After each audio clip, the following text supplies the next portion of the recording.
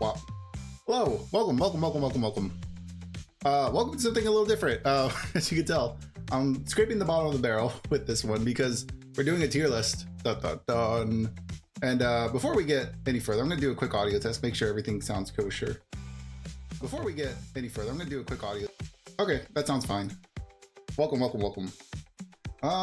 Making sure also, I think the music's fine. Anyways, welcome to the tier list. This is something I've had cooking in the back of my head for a little while now. Originally, I wanted to do this with the co-host, but you know, no one's available, so I'm doing this on my own. And it'll be a little easier for me because then I'll be able to just give you my hot takes and not be contested whatsoever. You know, at least not yet. You know, we'll see what the comments are like later on. But this is a tier list for the TCG, the One Piece TCG, based on the leaders. Well, it's a TCG tier list, but I'm ranking the leaders based on their character in the anime and manga, not necessarily on the power scale or power level or meta relevance that they have for in the actual card game. Because I mostly just want to give players like a reference of kind of like who the character is. I know, like, well, I like to think everyone who plays the TCG actually likes the story of One Piece. And I kind of give them the benefit of a doubt of like, oh, you know, they're playing Doflamingo because they're they're evil and manipulative, and they love doing crimes, so that's why they're playing this character. When, and probably in actuality, it's just they like the card effect. They think this leader's good, and that's perfectly valid. So this is basically just going to be like, you know, for those who aren't super familiar with the actual story, I want to give them kind of like a baseline of what they can expect from their favorite leader. Like, for instance, I could definitely say immediately, like a character like Caesar Clown right here. We'll see. Where can you see that? Where is this cut off? Oh wait, no, you can't see that. There he is. I gotta remember the screen's a little different. But yeah, but like a character like Caesar Clown, if he's your favorite leader, it's probably because you like him in the story, but no, he's a scumbag, so he'll be pretty low on this list. But anyways, let's see. I guess a few disclaimers, because chances are people are going to jump in and just not know what's going on. So I may or may not have to like re-say this a couple of times, but this is a tier list not based on the meta. So these characters are going to sit in wild places that you wouldn't expect them to sit. And this is mostly for fun. I'm also not like the most knowledgeable One Piece fan. I'm up to date. I've seen everything. I've read a good chunk of the manga. I've seen the anime. So I'm up to date with what's going on, and I kind of have a good idea how most of these characters are. Or, you know, as far as like things like Dragon, like we don't know a lot about Dragon, but I got my own opinion. I got some beef with this guy. So he's going into a special little place. Anyways, also I guess I might bring like their card effects into question if they make sense for the story. For instance, like I would say like this Doflamingo, we could start here. Like we can definitely say this Doflamingo right here, our first guy right here, his card effect I don't think makes a lot of sense. I also just don't like this character. So I also have to keep in mind that you can't see the entirety of my screen. You can see like a portion of it. But I will just say, like, straight off the bat, I don't like the effect they gave Doflamingo. If you don't know what Doflamingo does, he's a attach 2 down when attacking, pay 1, return the top card of your deck. Then, if that character is a 7 Warlord of the Sea type character with a cost of 4 or less, you may play that card rested. Reveal the top card of your deck. Okay, yeah. So, I don't understand why this Doflamingo plays Warlord characters from the top of the deck. Story-wise, that doesn't make sense. You can argue it's his like string ability, like he's manipulating the warlords, but I feel like there are very few warlords he could actually manipulate. So as far as like effects are concerned, it's definitely an F tier. I think this is a flavor fail. Also, I just don't like this. I don't like this man. He's a little turd. He's massively manipulative. He's a I mean, he's a crook, definitely. He's also like basically like the poster child for what you would consider a cult leader right here. Also, like, I'll give him some slack and say like he at least somewhat cares about kids, but not by much, because he kind of just uses you know, child labor as part of his empire mafia dude. So yeah, not great guy. Crocodile, however, I'm gonna give him a little more slack because I actually like Crocodile as a character. I feel like even though he's like a mafia boss, he does give his cronies a good hierarchy, good paycheck, and obviously he gives them time off as well, which is like extra information you find out with the extra books where Oda answers a bunch of questions and he actually talks about stuff like this, where like, oh yeah, you know, Crocodile does actually give his Baroque Works members days off and stuff, like paid leave and whatnot. So I think that's pretty funny. Also, he respects, I will say, like, he definitely respects like pronouns and stuff like that, which, you know, you can take it or leave it, but I think it's nice. It's a good thing everyone's treated equally. You know, he doesn't, you know, discount anyone's gender for any reason, so it's good to know. So let's see, the effect is Dawn 1. After you activate an event, you may draw one card. If you have 4 of those cards in your hand you haven't drawn using this effect. This is just a generic card effect, so there is no extra points with his card effect. This card just kind of does his own thing. The art looks pretty good though. It's a manga headshot, so always a little nice. Kaido, another scumbag. Don't like this man either. He's pretty cool though. It's hard to like actual warlords in the story, because especially villains in the story, they're very difficult to really see. Like, you can see some of their point of views, but realistically you can't justify the actions of a man who is willing to enslave an entire island of people and ruin their culture. So despite like liking Kaido as a tragic hero, ultimately he's not the one. He's not that great. He's not a great character. Also, this one has, when one of your opponent characters is KO'd you may add 1 Dawn from your Dawn deck that is active. That's just a generic effect. So I'm gonna put him above Doflamingo, but he's pretty bad. He's also a child abuser. He like left his kid for dead. But I will give him credit. He does like at least respect Yamato and treats Yamato, you know, as an equal and not just like a stupid kid. So, but unfortunately, because of that, he kind of kicks Yamato to the curb, and that's the end of it. You know, doesn't hold back punches, literally closed fists right to the face kind of mentality. But we're gonna go switch over to a character that is actually pretty cool. I will say Odin. Odin is a complete Giga Chad. I love Odin. He's a cool dude. He is let's see, what is his effect? I actually don't like this effect. I don't think it's that great, because it's you may trash 1 Wano type country type card from your hand, then set up to 2 of your Dawn as active. Card effect wise, that's pretty good. I don't think Odin would just immediately trash one of his fellow men. You know, he's not going to be throwing like Conjuro. He's not throwing the Conjuro under the bus for an advantage. That's something that's more of like a Kaido and Doflamingo move down here. That's what they would do. My man Odin here, he would never throw his own under the bus, and that's kind of what the card effect kind of entails, that he's willing to sacrifice a Wano type country card or someone from Wano to do his thing, even though he sacrificed himself.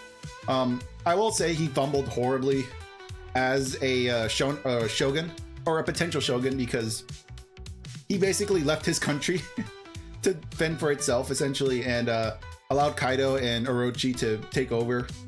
And then and instead of dealing with the problem, he decided to cut a deal with Orochi and just like goof around for like 4 or 5 years while Kaido was amassing his strength and armies. Like, come on, like, brother, you could have dealt with this day one. I understand why he did what he did, because he didn't want to potentially lose the life of innocent people. But like, think about his decision. Like, he took, because of those like X amount of years he took off, you know, clowning around, dancing around like a fool, he caused 20 years of destruction for Wano, possibly lost trillions of, well, hundreds of lives in the 20 plus years, because Kaido and Orochi enslaved everyone on the island, worked and destroyed their environment, destroyed their food, hoarded all their food. It's horrible. So Odin could have stopped it and basically said, nah, I'm gonna be a pirate. I'm gonna go do pirate things and you know, make bad decisions when time comes. So yeah, not great. Here is King. I think King's interesting because he's a Lunarian. So very rare race that we know about. We don't know a lot about them. We just know that they're super tanky. They used to live on the Red Line. They were considered gods at some point until they were basically wiped out, from what we understand. So as far as you know, King is like the last of his kind. Also, there's going to be spoilers, so that's another thing you got to watch out for. So I'm not going to be holding back for spoilers. This game has spoiled enough. And also the story is old enough to where if you want to know what's going on, you can find out what's going on. I'm not going to be the one, you know, I'm spoiling it regardless. But anyways, King. I think he's interesting. His race is interesting. His backstory is interesting, but I think King as a character is very subpar. I think he's very much a glazer. He's very much I want to say dick rider. Yeah, he's a dick rider. Honestly, he glazes this man Kaido so hard. He's like, oh, you're gonna be joyful, you're gonna be the one, and I get it. Like, that's fine. You know, we're about to talk about this guy. He's a little bit better. He's a more developed, but that's because we follow Zoro in the story. We don't follow Kaido or King in the story, so we don't know what the dynamic is really like. But right off the bat, King kind of comes off as just a massive glazer, big fanboy of Kaido. And obviously, I don't like Kaido, so I automatically don't like King that much. You know, yeah, I'm talking myself down. He's going down there with F. He's not that great. Character effect, though, is she has a pretty bad effect. If you have 10 Dawn cards on the field, all of your opponent's characters get minus 1k power. Ooh, scary. So yeah, terrible effect. Very like one-dimensional character. Interesting type, or interesting race. Very interesting race. I'd love to learn more about his character. Hopefully we get to see him more in the story, because he is alive. He's not dead yet. So hopefully we'll get to see more. Zoro, I'm gonna put an A, but I'm gonna put high A, because I like Zoro. He's very, I was gonna say cute. Yeah, he's cute. He's a silly guy. He's a silly guy who is tough, but he definitely cares a lot about his crew. He's definitely the mama bear of the Straw Hats. You know, guard dog, mama bear, however you want to see it.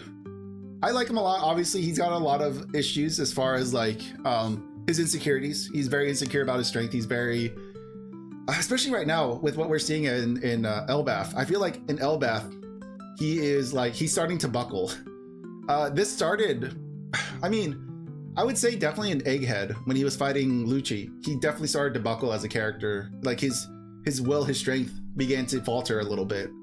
And then as you can see during Elbaf, in Elbaf, we're seeing like an overcompensation. I believe he's overcompensating for his strength, for his lack of determination. He's trying to puff out his chest and look tougher than he actually is right now, because I think he's kind of scared that he isn't strong enough. You know, being in the island of giants, I can understand why he feels that way. But I love this guy. He's a good guy. You know, deserves the best. Obviously, he's carrying on the will of Kuina, which is his former rival. It's very funny, you know, the few times he has lost, well, the few times he's cried is whenever he's lost a fight.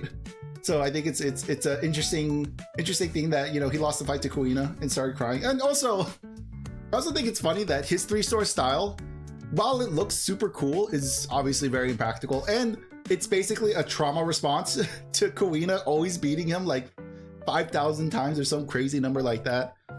So his 3-star style was developed out of like a trauma response to constantly losing to a girl, essentially. Which, I mean, people say he's a bit sexist. I don't know.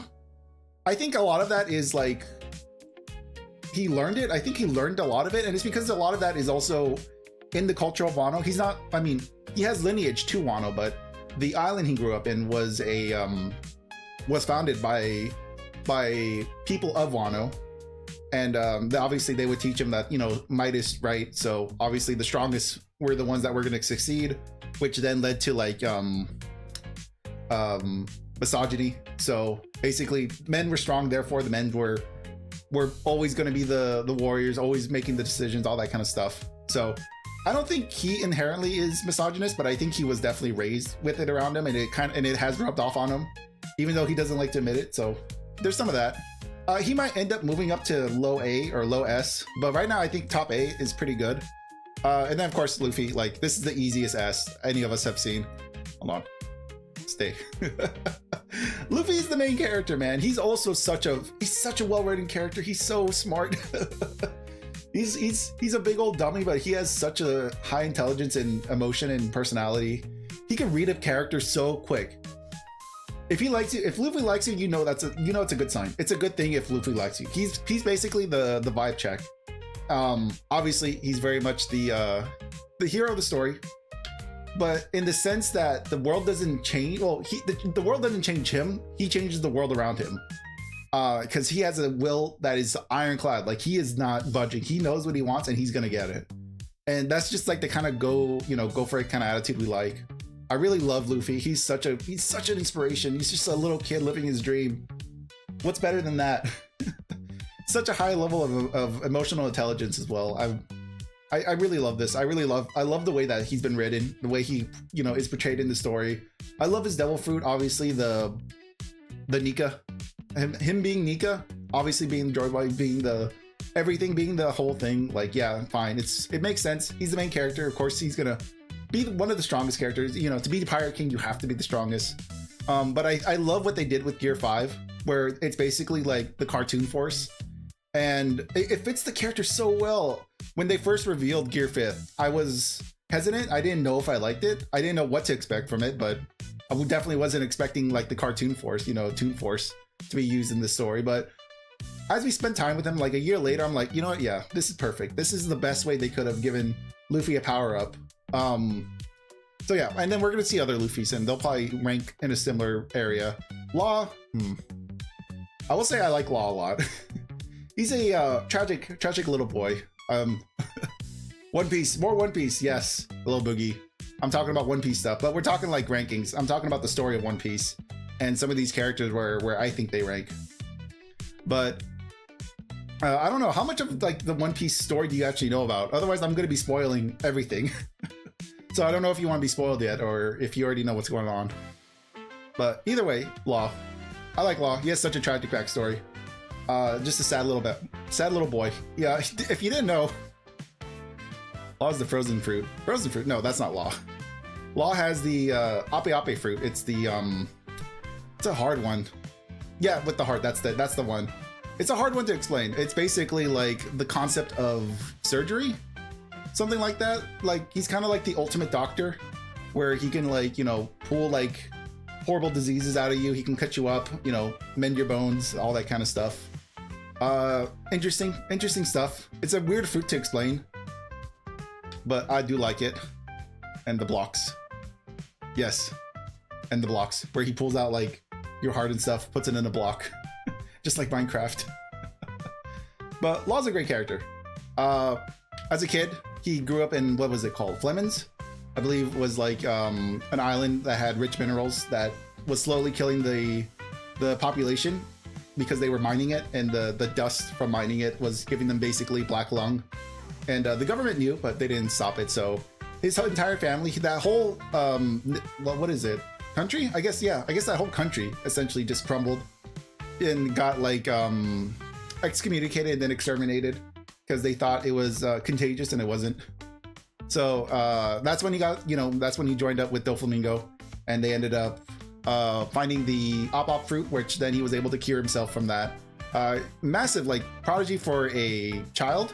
He was a doctor. He was basically a doctor as a kid. He was studying to be a doctor as a kid, and that knowledge followed him throughout his youth, which is what made him so good with the Op fruit. Given to a normal person, probably wouldn't be as effective. So very cool that a doctor, a surgeon, got the Op fruit, was able to use it to such an interesting way. And later on, we'll be talking about Rosinante, because Rosinante is the whole reason why he's even alive. Rosinante, man, I love this guy. He is, I've talked about it in the past, but he's like kind of the first.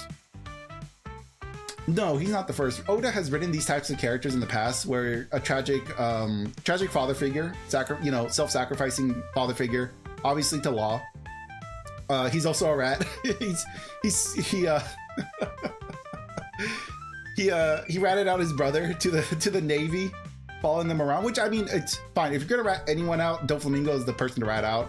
However, you have to make sure you do it appropriately. Unfortunately, he died to a bunch of like nobodies. What was it? It was the Drake's dad. I forgot the name of their pirate crew, but basically died to a random pirate crew. Like essentially like three or four guys just beat him up, beat him to like an inch of his death, and then one of the, what's his name?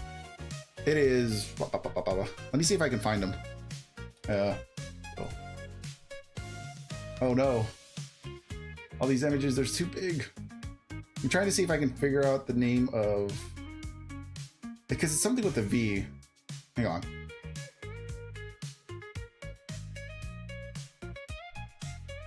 Because basically one of the original Corazon, basically beat him up, and then Doflamingo basically killed him. What is his name? Here, no, oh, yep, there, Virgo. There you go, Virgo. Virgo beat him up, and then Doflamingo basically just put, the bullet in him. So I love this guy. He's great. He has a lot of love for Law. Did a lot. They only known each other for like a month, I think, at the time when he was a kid, sick. So he just went around every island and just tried to find someone to cure him, where then all the doctors just turned him away because they thought he was contagious. So very sad.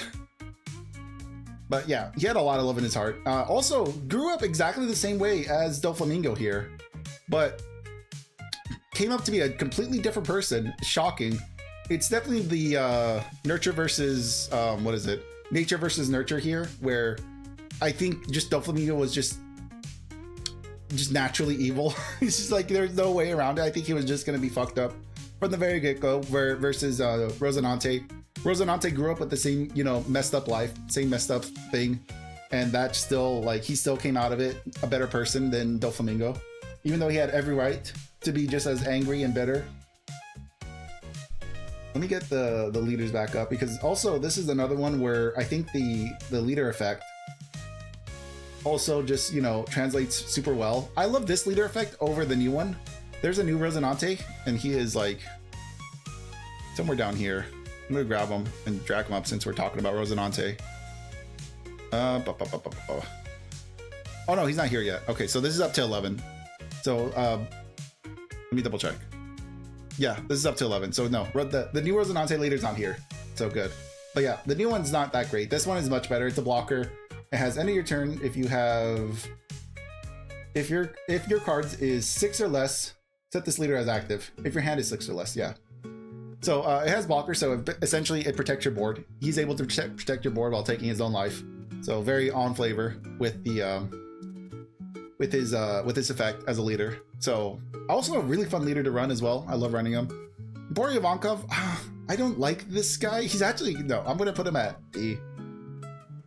Bory Ivankov is just a character I've never, he's always kind of scared me, even like when I was younger. I like, if you look at this face, it is horrifying. I'm trying to like remember who is Ivankov based off of.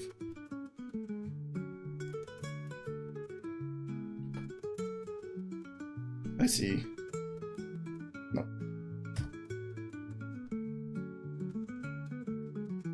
Let's find out.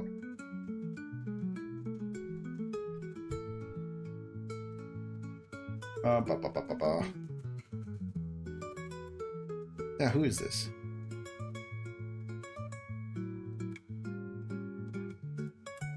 This is... Come on.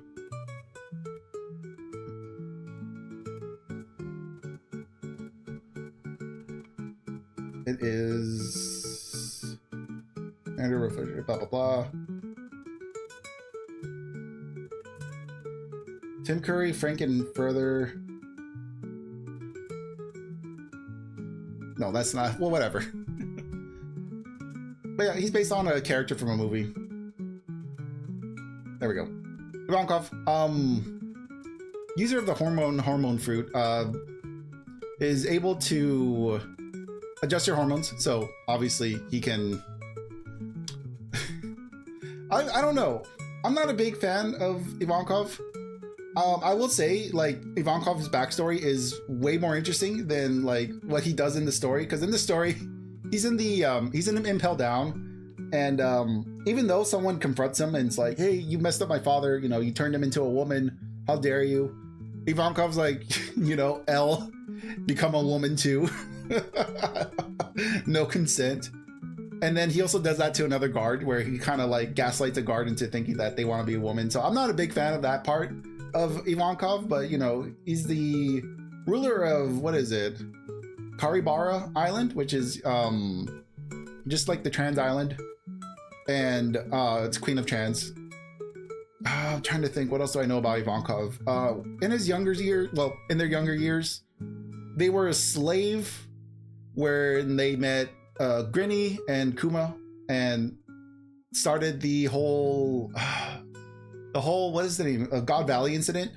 So not necessarily Ivankov, but you know, Grinny was the one that started the God Valley incident. Ivankov was just there and stole some devil fruits. They actually stole Kaido's devil fruit, the mythical zone dragon, the dragon mythical zone. So there was a world where Ivankov would have been a dragon, but instead he somehow came across the hormone fruit and was able to, you know, change people to, you know, whatever sex they wanted to. What is it? One of the lead commanders of the Revolutionary Army. What else? Yeah, friendly Luffy. So can't be that bad of a character. I'm just not super high on this one. The effect though, I would say it's probably a lot better. Let's see. Yeah, here it is. If you have 0 cards in your hand, draw 2 cards. So this is pretty interesting. You play with a low hand size, huge card draw at the end of your turn. So I do like it. I think the card effect is fine. I'm not a big fan of Emporio Ivankov, but you know, I've gotten used to it. I've grown to like Ivankov a little more. Smoker is definitely we don't know a ton about Smoker, but I would put him at least B for a Navy character. You know, for someone in the Navy, he's definitely a likable Navy character. He definitely has like a very neutral form of justice. He sees the BS in the system that he currently works in. However, he wants to make a difference, so he is actively trying to make that difference. You know, but he's a little bit too young to know how to do that. Whereas we have where is he? I want to drag someone else up here as I talk about them. Here we go, Isho. We have Isho, who I would say is just the more seasoned version of Smoker. But yeah, Smoker is very similar to Isho, but you know, just less seasoned.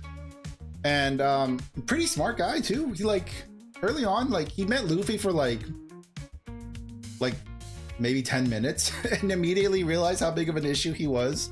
So he's just been like the main rival to the Straw Hats in general, as you know, the face of the Navy. He doesn't take any bullshit from them, so he's not like Kobe, where Kobe is 100% just a friend, where it's like a frenemy. So I would argue like Kobe would sit lower than Smoker. Honestly, I would say Kobe sits here. I like Kobe. He's like one of the main casts in the Navy that I like to follow, but I would say Smoker is just a better version, more likable. And yeah, and then Isho's just gonna sit here. Isho is the blind swordsman.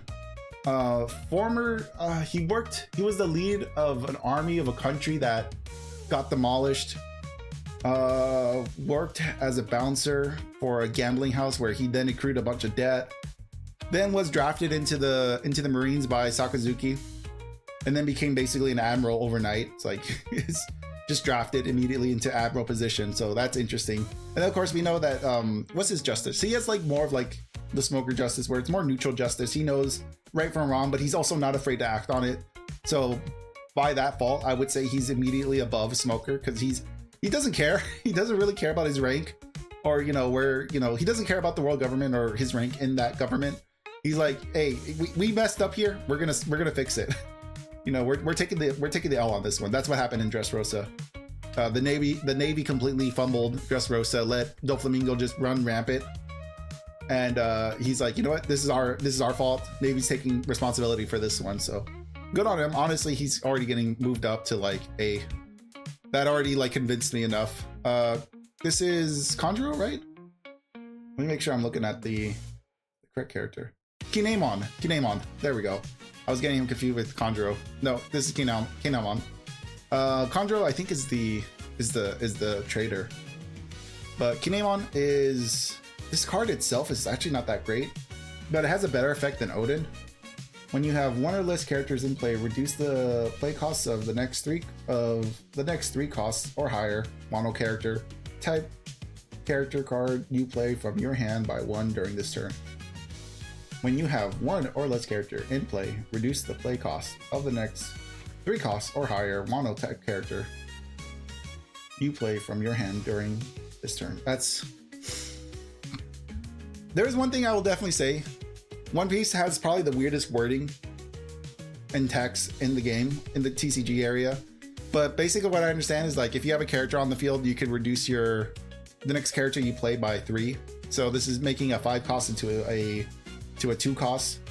So pretty good effect. I don't know why Kinemon has this effect. This would probably be a little bit better for Odin. Kinemon, how do I feel about you? We spent so much time with you in the story. I would say you're a good guy, but I don't know very much about you. You have a lovely wife. You are committed to the bit of pretending Momo is your son. I do appreciate that. You're loyal man to the very end. That's always something to keep in mind. What else do we know? You know it's the Garb fruit is what he has. Garb fruit is basically allows him to change an item into a piece of clothing, like full suit, a full thing. So like for instance, what he does is he gets a leaf, puts it on your head, and then turns that leaf into like an entire wardrobe outfit. So it's interesting. However, he's a samurai for some reason. He's not like a fashion designer, so I feel like his devil fruit is underutilized, unfortunately. He also taught quote unquote taught Zoro how to use Firefox blade or slash, something like that. So how to imbue your sword with fire, essentially. Fairly strong character. Goes up against Kaido. Him and the 9 red scabbers go toe to toe with Kaido. So you gotta give him props. He got guts. That's not an easy fight. That's almost an unwinnable fight for anyone. So I give him props for that one. And then we have Sanji. Sanji's obviously number 1. I would even say definitely like that. If I'm gonna have Zoro in the S rank, it's gonna definitely be behind Sanji. Sanji's just a more well-rounded character. He's very relatable. I love Sanji. I feel bad because so many people are what's a good way of saying this? People, it's like people cancel Sanji for acting like a dog towards women. And I feel bad because I'm in my head, I'm doing the same exact thing he's doing. He's literally me, bro. Don't crucify him for speaking the truth. He's just a massive simp. He's also a very tragic story. He has a very, very tragic, very flushed out story as well. This man, Oda loved this man so much, he gave him 2 tragic backstories. Gave him a reason to love cooking, gave him a reason to crave love. It's hard to explain because as a child he was neglected and locked up. He was oh, this poor little kid. It's so bad. Definitely one of the harshest upbringings in the story of One Piece, because not only was he basically just imprisoned as a child for existing and then bullied by his siblings, he was then brought onto a pirate crew, raided, and then left onto a rock to starve to death. And it's so sad. So that's where he developed the love of cooking, is because he nearly starved to death sitting on an island for a month. Which, when we know his backstory, he's a genetically modified human, it makes sense why he could survive a month without food. Well, with limited food. He didn't have Zeph gave him the bag of food, and within that month he ate the whole thing and was fine, more or less. Obviously he was starving, but as a genetically modified human, he was probably going to be fine for at least another month without actual food, potentially. And then his mother, Sora, basically sacrificed her body to try to counteract all of Judge's toxins to modify the genes of their children, which is insane to say that Judge would do that to his own kids. My God, this poor man. He's been through so much. And yeah, I mean, honestly, Sanji, just great character, really well developed. Absolutely me. I love women. I love the women in One Piece, so I know I'd be right there with them, enjoying the I'm gonna stop there. Magellan, man, One of the few people Luffy could not beat is Magellan. He's a Navy man, so he can't really sit that high up. I do like him more than Kobe. He's just a fool. At the end of the day, he's a fool. He eats his own poison, which I understand. He's a poison man. He can eat his own poison and not die from it. But for God's sake, like, you're stuck on the toilet for 12 or 20 hours of the day. You get no work done. You bum. Oh, you're a bum. You're an absolute bum. He's gonna sit over here and eat now, because I just like reminded myself, this dude's a bum. He's a great fighter. He has so much potential. He takes his job seriously. But he's just eating his own poison. You're like, come on, man. Take your job seriously. And then also, Shiryu. Shiryu was his former second in command that he had arrested and put into level 6 because he was killing prisoners in like level 5 or 6. He was killing prisoners, and Magellan was just like, no, we don't do that. He was like, hello, excuse me, these are life sentences. They're gonna die. It's like imagine if like Shiryu was gonna kill Doflamingo. Like, seriously, are you gonna stand up for Doflamingo in that sense after all the terrible shit he's done? I don't know. I respect him for having some level of justice. And then obviously there are points in the story where he also just cracks. Like when he goes down to level 6, he just kills like a small portion of the inmates in level 6. It's like, bro, you got double standards here. he so stupid. And then also when like the prisoners got out of Impel Down, like when Luffy and then Blackbeard got out with a bunch of prisoners, he was about to like kill himself off because he let so many prisoners go. And the world government had to be like, chill, brother, it's fine. we need you alive rather than dead. So such a drama queen. Honestly, this dude's a drama queen. He has such a cool power too. I like his character in the story. And his effect, let's see. Is his effect any good? Let's see. When Dawn Card is returned from the field to Dawn deck, this leader gains 1,000 power during this turn. No, that's a bad effect. So that doesn't give you any boost. And then our next one is gonna be Zeph. I love Zeph. You know what? Honestly, I'm putting Zeph here. He's a man who gets the job done. He's a film character, so he's non-canon. He was the former teacher of Borsalino. Oh man, honestly, I want to put him like a little bit higher. Yeah, I like him there. I think his ability, the actual card ability sucks. Does he have a devil fruit? I don't think he has a devil fruit. I'm trying to remember in the story, did he have a devil fruit? No, I don't think so. But I think like his robotic arm did negate the effects of devil fruit. So I think he had like a sea prism arm that he would punch people with. He's also a great character. I really love the movie Z, film Z. If you haven't seen it, you should definitely go watch it. It's really sad. Well, not sad, but it's a good story. Basically Z defects from the Navy and develops a Neo Navy where he then wants to take down the Navy. Well, no, he's trying to take down the pirates. He's trying to fully eliminate the pirates by finding the One Piece. I think what it was is he was trying to find the One Piece and destroy it, something like that. And then he also found a bomb and set it off on a random island, so it made him a terrorist. So in actuality, he probably sits a little further down than Isho. At least Isho didn't like set off a nuke on a random island. So that's something to keep in mind. But yeah, just he's very similar also to Isho, where he has his own brand of justice that doesn't align with the Navy, with the world government. So he defected as a Navy officer.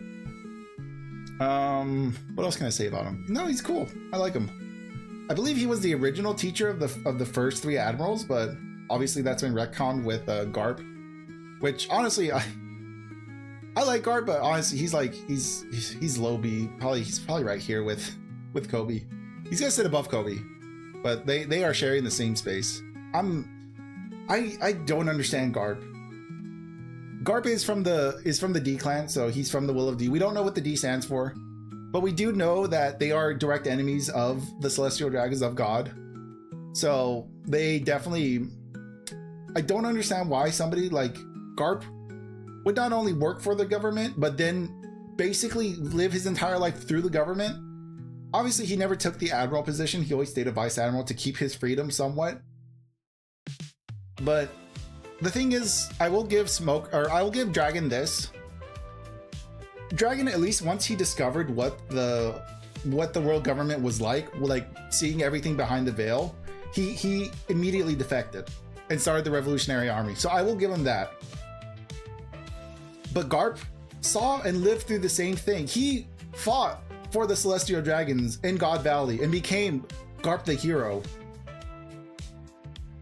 And then like he also let Ace die. It's like, bro, what is your motive here? Why are you like this?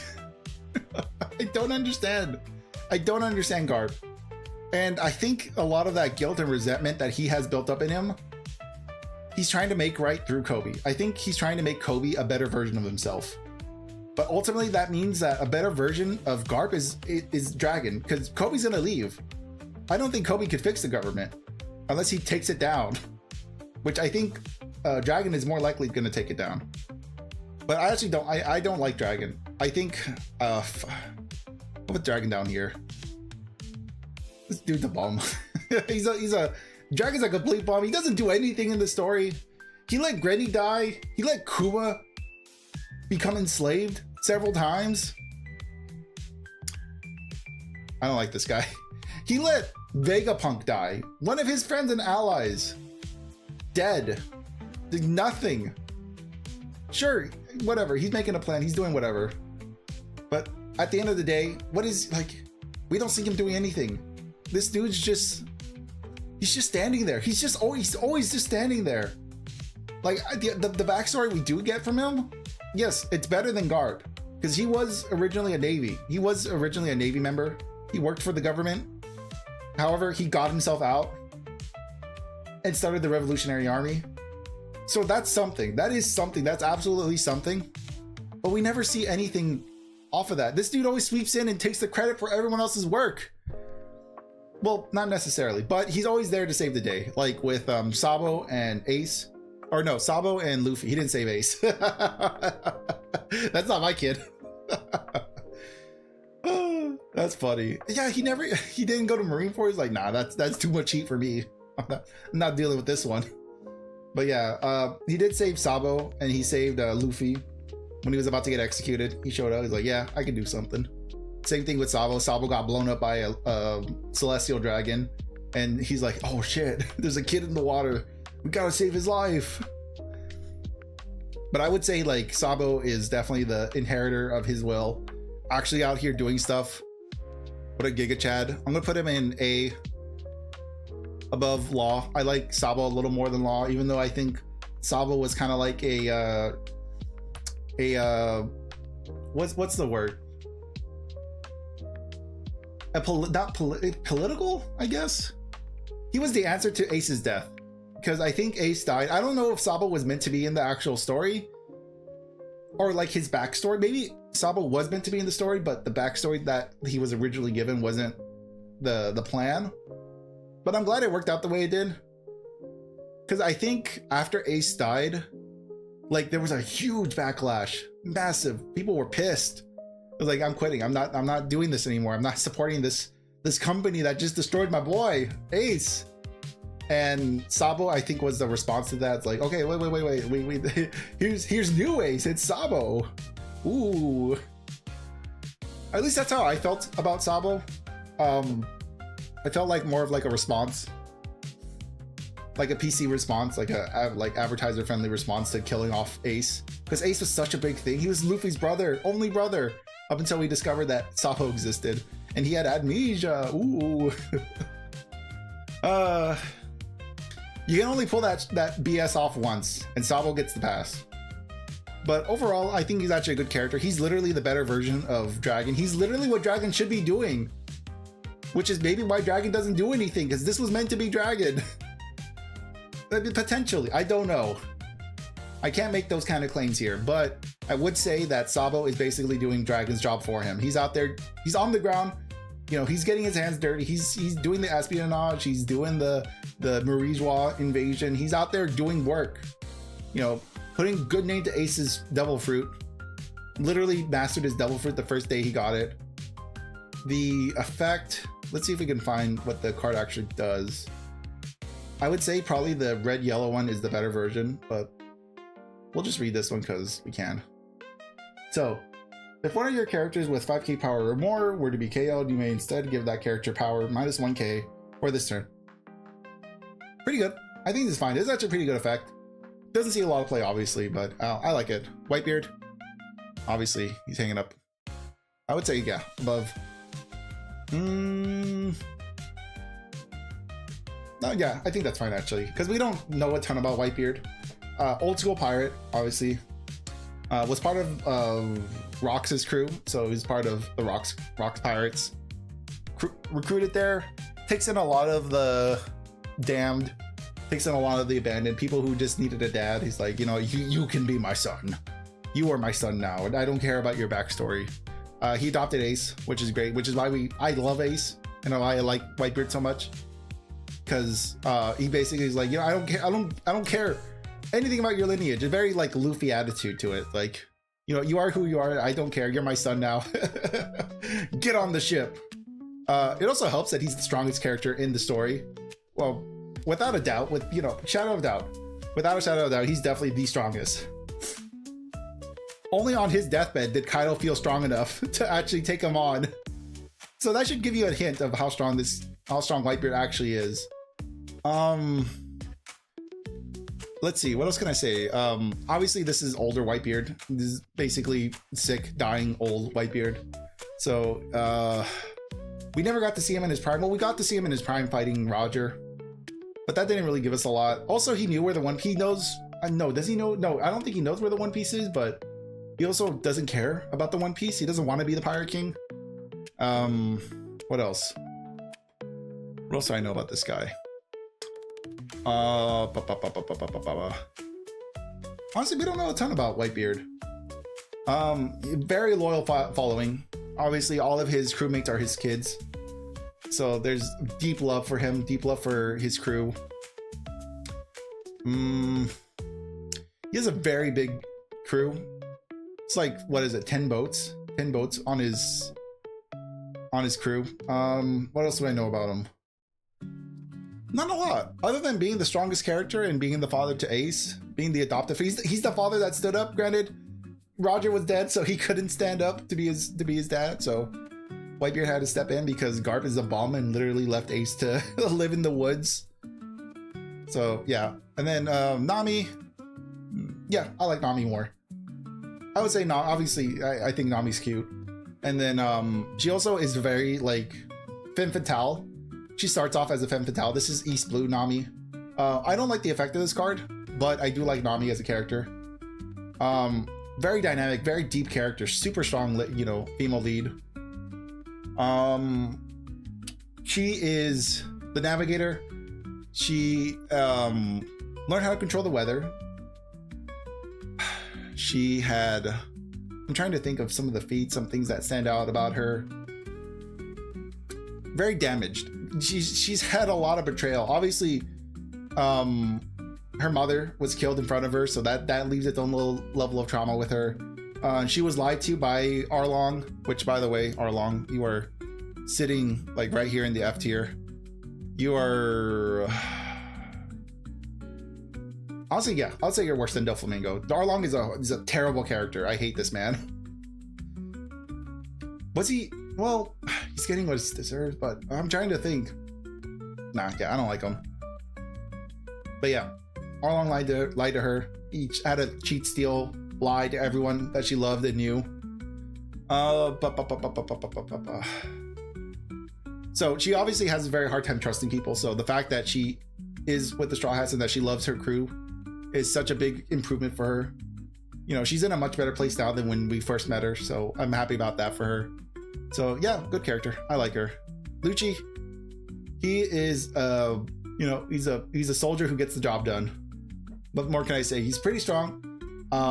Back in Enies Lobby. Back in Enies Lobby, he actually very likely was going to kill Luffy if he didn't get like that like fourth win, or that second or third win that he got. Obviously currently in the story, just fodder essentially. Well, he's not fodder, but he's like the Straw Hats have passed the power level of Luffy, so he's no longer a major threat. But he doesn't have a ton of, I think it's very funny that he does like this puppetry, not puppetry, but like he throws his voice to the bird, which is something you do in puppetry. So like the bird he has doesn't talk, but he talks for the bird, and the bird kind of acts out its feelings. It's a very difficult thing. The bird, you know, it's a bird package, you know, it's the whole package right here. I like that little quirk about him, that he, you know, he doesn't like talking to people, so he talks through the bird. Killer, absolute killer. He killed like entire kingdom worth of civilians and pirates because of a hostage situation. He's the perfect candidate for the world government. Like, this is exactly the kind of little drones they want to be raising as CP agents. So Big Mom, oh, I really like Big Mom a lot. I like Big Mom a lot. Oh, I really like Big Mom a lot. She's a fucking girl boss, man. I'm struggling to put her higher because she's a terrible mother.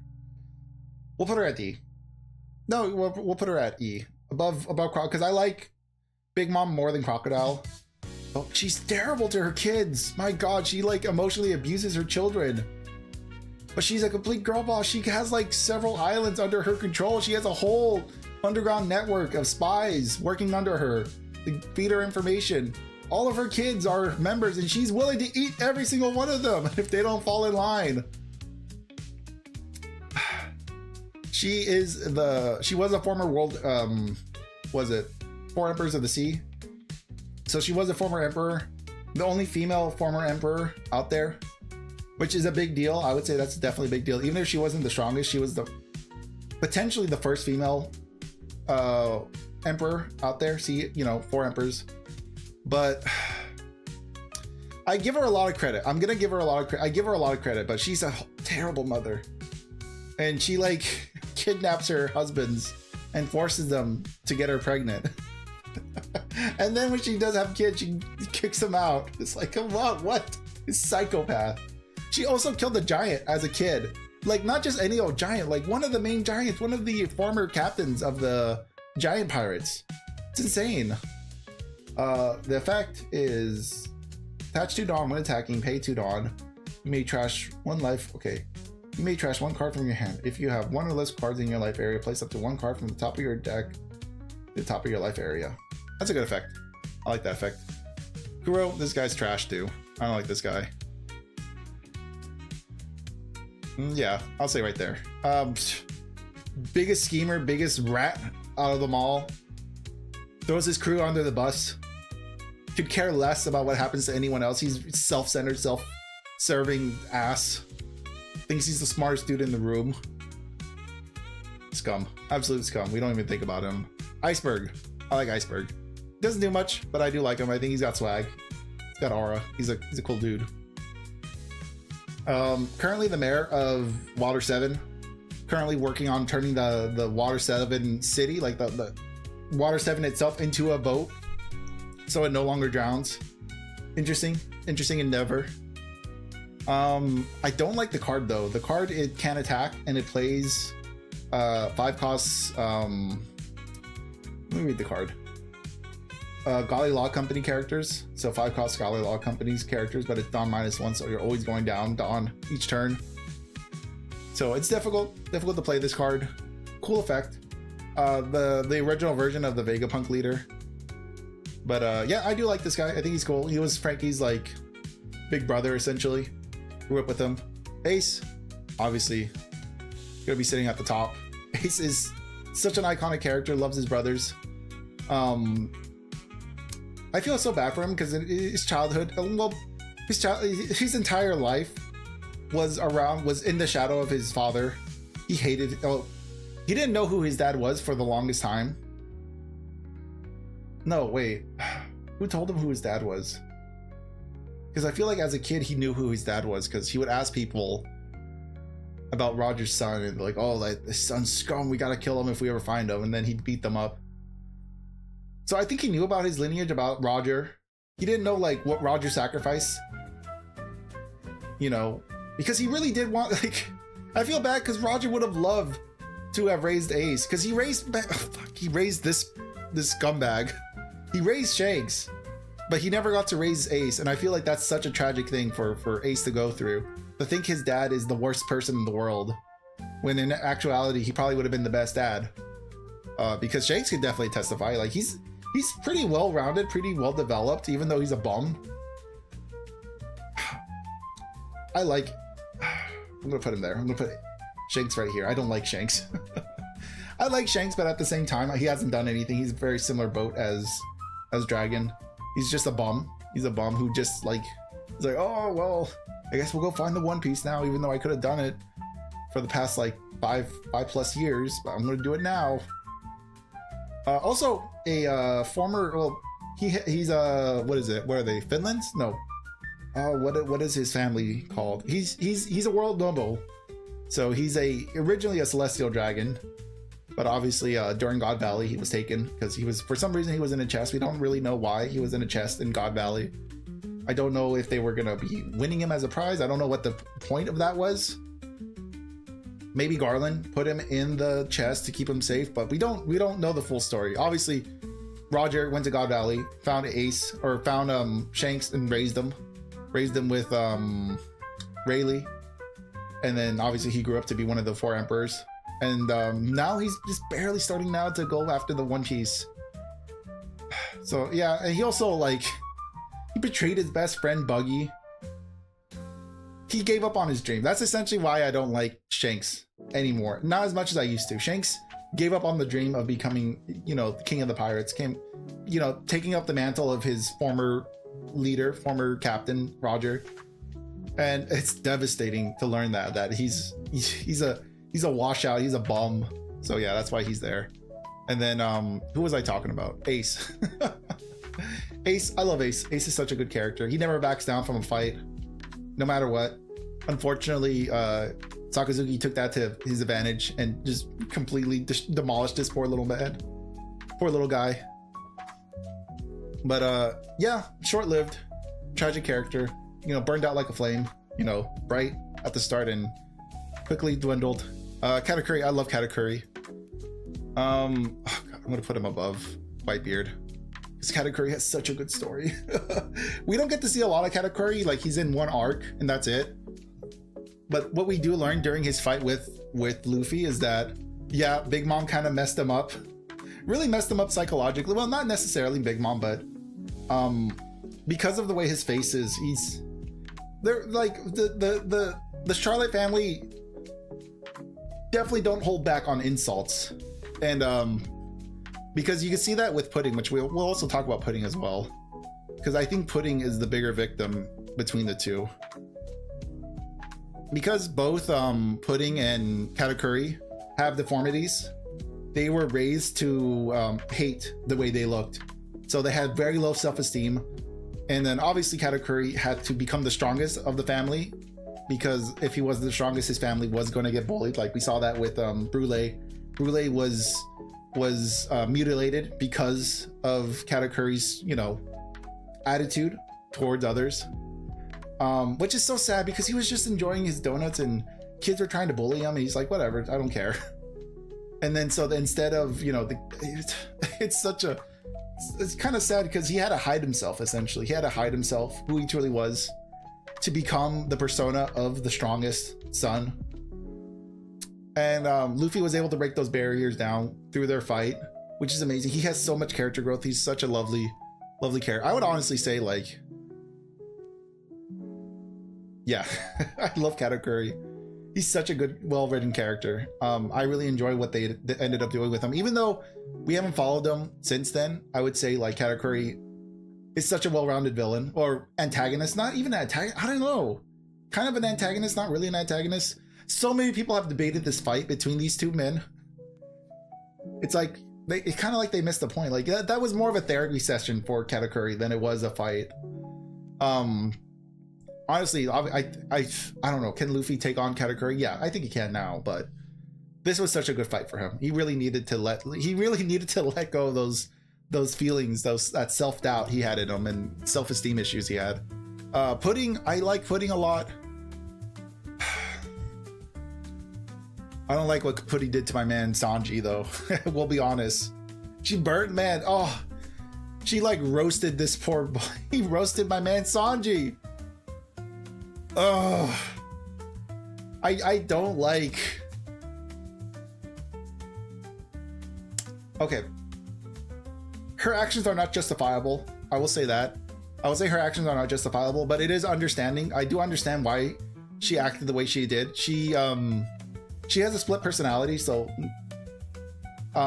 she basically, that's sort of a self-defense mechanism because of the way that she was treated by the Charlotte family. Because she had a third eye, she kind of built up this wall, like, oh, this ugly wall of like insult and injury, and just like it's vile, vicious personality to defend herself. And she let that out against Sanji without realizing he could hear it. So the backstabbing was intense. Oh, it made me hate this woman for so long. But I've come back around. I think she's fine. I feel bad for her because she's had such a horrible childhood. She was same thing as Katakuri. She was forced to grow up in an environment where she had to hate herself to survive. But I don't think it justifies the actions that she's taken.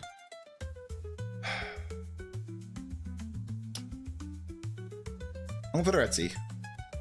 Because I do like her more than Garp, but man, she did my boy Sanji dirty, man. I don't appreciate that.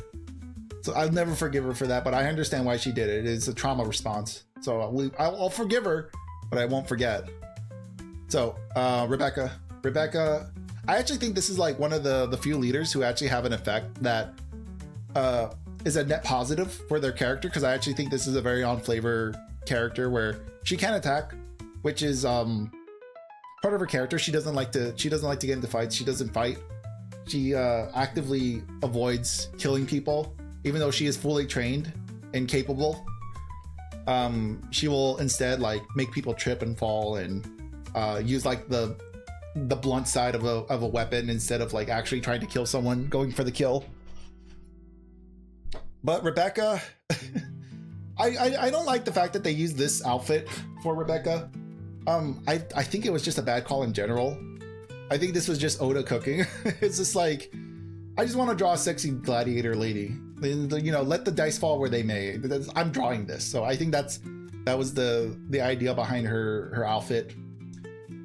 So I think a lot of people see this card or see this design and are immediately put off, or like, oh, Oda just draws sexy women. There's no character development here. Where I would say like, Rebecca's a pretty good, well-rounded character. I would say she's a good kid. I would say she's a good kid. Where would I rank her? She's probably actually just gonna be like somewhere around here. I'll say above Kinemon.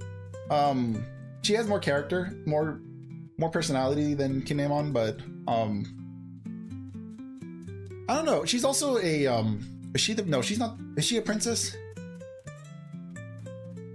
Because I think Viola is the actual princess of Dressrosa, but for some reason Rebecca, I think, is a princess, or obviously she's a noble. So she ends up in the Reverie, I believe. But yeah, I do like her. I think she's kind of a badass. She chooses not to fight. I think that's very noble of her. He's our next scumbag. If you can't see, there it is. It's Queen. I hate this fucking cuck, this fucking gooner, loser. That's all I'm gonna say about him. He's a bum, terrible person. If you didn't know, Queen is, I believe it's been confirmed that Queen is the father of Frankie, but like literally who cares? Because from what we learned from Frankie's backstory is that his parents dumped him in Water 7, or was it Reverse Mountain? Where Queen basically dumped his kid somewhere in the Grand Line or somewhere in the New World. And thankfully, oh, what's his name? Oh, shucks. Now I gotta go quickly Google this.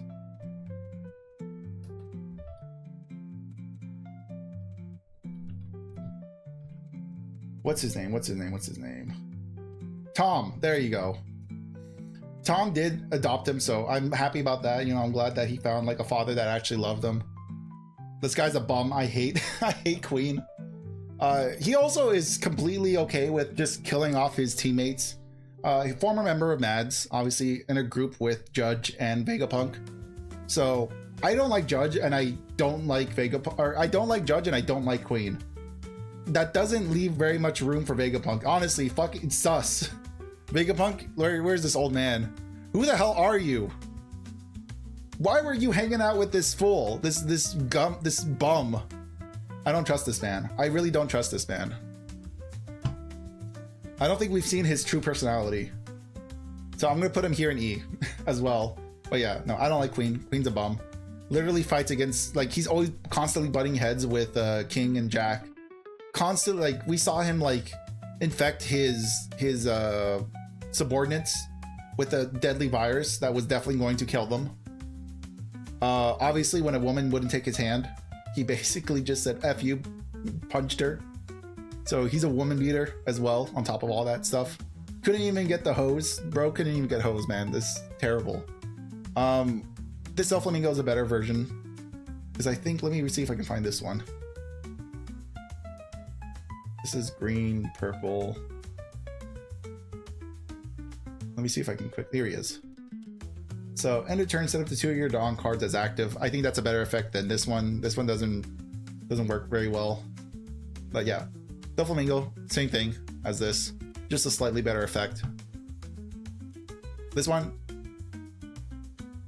Crocodile, this has a better effect than this Crocodile. It is, I can find him. What would he be labeled under? Here he is. So, opponent's turn, once per turn, when you return Dawn from your Dawn deck, through one of your effects, add up to 1 Dawn from your Dawn deck as active. So this, like, gives you an active Dawn. I think it's a pretty good effect. Obviously, Crocodile, while a villain, is a good villain. Well, a good Bond villain, I would say. Other than, like, giving his Baroque Works members paid vacation, he also was the one that, I don't know this, but I would argue that Robin spent the most time with Crocodile, because obviously he was a warlord and Crocodile needed her, so he did take care of Robin. Wasn't gonna send her to the Navy, wasn't gonna turn her in.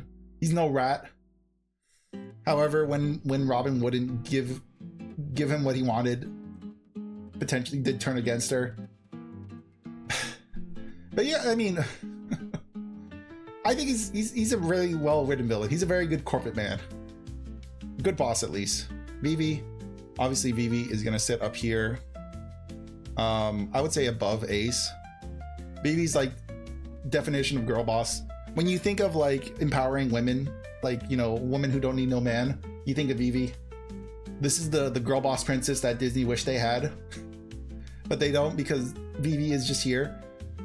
I understand why this card also doesn't attack. If I can look at if I can pull the card out, if I can figure out where it is.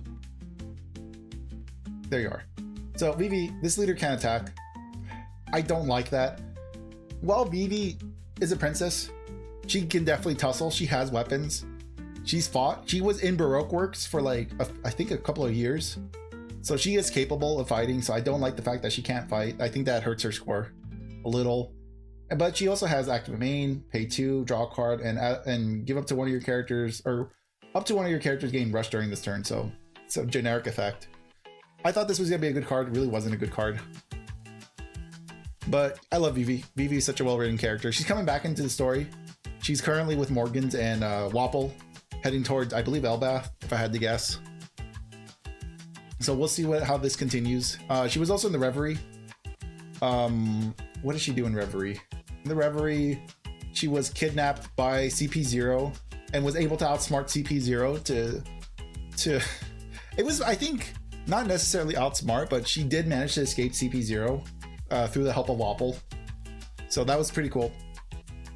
I think she's a boss. She took down Crocodile. Well, with Luffy, she took down Crocodile. She was the first one to kind of figure out, hey, this guy's evil. This guy's obviously evil. Why are we dealing with this? And instead of confronting Crocodile, she infiltrated the Baroque Works. She figured out what Baroque Works was and infiltrated them in order to undo, you know, the coup that Crocodile was working on. He's another Luffy. This Luffy is a better version of this one. And this is the purple one. I really like this purple leader. If I can figure out where he is, I'll read his card. Here it is. Activate main. Once per turn, you may take the top card of your life to your hand. If the amount of Dawn on your field is 3 or more, or 0 or 3 or more, add up to 1 Dawn from your Dawn deck and as active. So this leader basically takes its own life. So it takes a card from life and then ramps a active Dawn. I think this is a very strong ability. Obviously, we still see him in the meta, so obviously it's going to be one of the better versions of Luffy.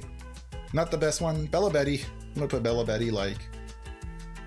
I'm going to put it at C because the actual leader ability is represented very well in the card, but that's about all I can give Bella Betty. So it is activate main. Once per turn, you may discard 1 Revolutionary Army card from your hand. Give up to 3 of your Revolutionary Army or trigger type characters 3k power for this turn. So Bella Betty has the cheer fruit, so she's able to empower those around her and give them like a temporary boost. So I believe that devil fruit power is represented very well through her effect, through her leader ability. But we know nothing about her character. We know that she took the place of Grinny when Grinny passed away or was captured again. She took her place in the Revolutionary Army, but that's about as much as we know about her. Our next one is an L. Nell is gonna sit.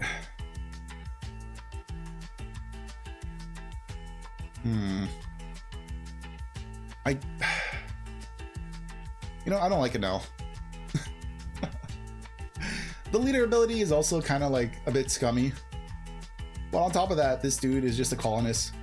So this has the opponent's turn. Once per turn, when your life hits 0, you may add the top card of your deck to your life, then discard 1 card from your hand. So that's a once per turn thing. Basically, this leader almost never dies. It's very difficult to kill this leader in the game. Very fitting in the anime. So I would say the card translates very well into the show or into the card game. Enel himself, really strong, very strong. Logia this was our first introduction to, no, Crocodile was our first one. But this was a Logia type that like felt powerful because he was like kind of like our first introduction into observation, where he was able to basically sense everyone and everything amongst, the Sky Island people. Had a very powerful Devil Fruit, had a very powerful Logia. Because Crocodile, obviously, controlling sand, not as threatening as controlling lightning. I would say, easily. This is the far more deadly element to have. Definitely used that power to its maximum. Destroyed his hometown, destroyed the place of where he lived, and then took over Skypiea, where he then, uprooted the original god and became the new god. And kind of did something not to the same extent as Kaido, but he did rule with an iron fist. He was definitely more of the dictator type than anything else. Also perpetuated the whole thing with the Shandians, where like, oh, it's sacred land, only God lives on this sacred land, no one else can live here. So he kept the land of the Shandian warriors to himself, essentially. So nobody was allowed to be there either. So he kept that tradition up. Definitely a colonist, more of a colonist. One of the few villains that Luffy didn't beat. So he shares a title with Magellan of like, hey, I got away with it. But I don't think he was gonna beat Luffy regardless. It was looking like if the fight would have kept going, Luffy was definitely gonna win it. However, he bounced, he left. He was smart enough to leave, which I'll give him credit for. But yeah, he's a scumbag. I don't like him. He's very like Celestial Dragon coded, because the way he treats his enemies. Well, in Skypiea, he started a death game, which is very celestial. It's a very noble kind of thing we've seen. We've seen only Celestial Dragons and God's Knights declare death games, essentially. So that was very strange to see that he had a very similar attitude to a Celestial Dragon. There could be a potential link there, though that's just theorizing. Right now he's on the moon, colonizing the moon, as one does. He's based on like the rapper Eminem. He looks like Eminem, but he's got these long ass ears. What else can I say about him? yeah, I mean, his fight with Luffy was really funny. I really enjoyed that. Very similar thing to Crocodile, where Luffy by chance figured out what his weakness was. Well, stumbled into his weakness. Gecko Moria, I would say, yeah. Honestly, I don't like you either. You're moving down. Yeah, I don't like Gecko Moria. I give him credit for being a good dad to Perona. He raised Perona. Did a good job raising Perona. Yeah, obviously, we know that he loved his crew because that's basically what drove him to, not madness, but to slothness. Like, he lost his drive. Very similar to Shanks. Wow, I never realized how these two characters, how connected these two were. But yeah, Gecko Moria, like, when his crew died to Kaido, he kind of like relapsed and didn't want to be the Pirate King anymore. He didn't want to be a pirate anymore. He lost his crew. He lost his motivation. So with his Devil Fruit, he just basically made an army of zombies through like Hogback and his shadow ability. But yeah, he's a shell of his former self, and it's so sad to see. He also surrounded himself with like some scumbags, you know. I just said his name, Hogback. Hogback is a creep who stole the body of a woman he thought that he was attracted to. What's his name? Absalon is another creep. Likes to creep on women, likes to peep on them. Also has the clear fruit, so he can, you know, spy on basically anyone he wants. Very forceful. So yeah, he keeps very bad company. His only redeeming quality is the fact that he raised Perona, and she came out pretty good. You know, he spoiled her, so as a good dad should. So I give him that much. I am gonna give him that much.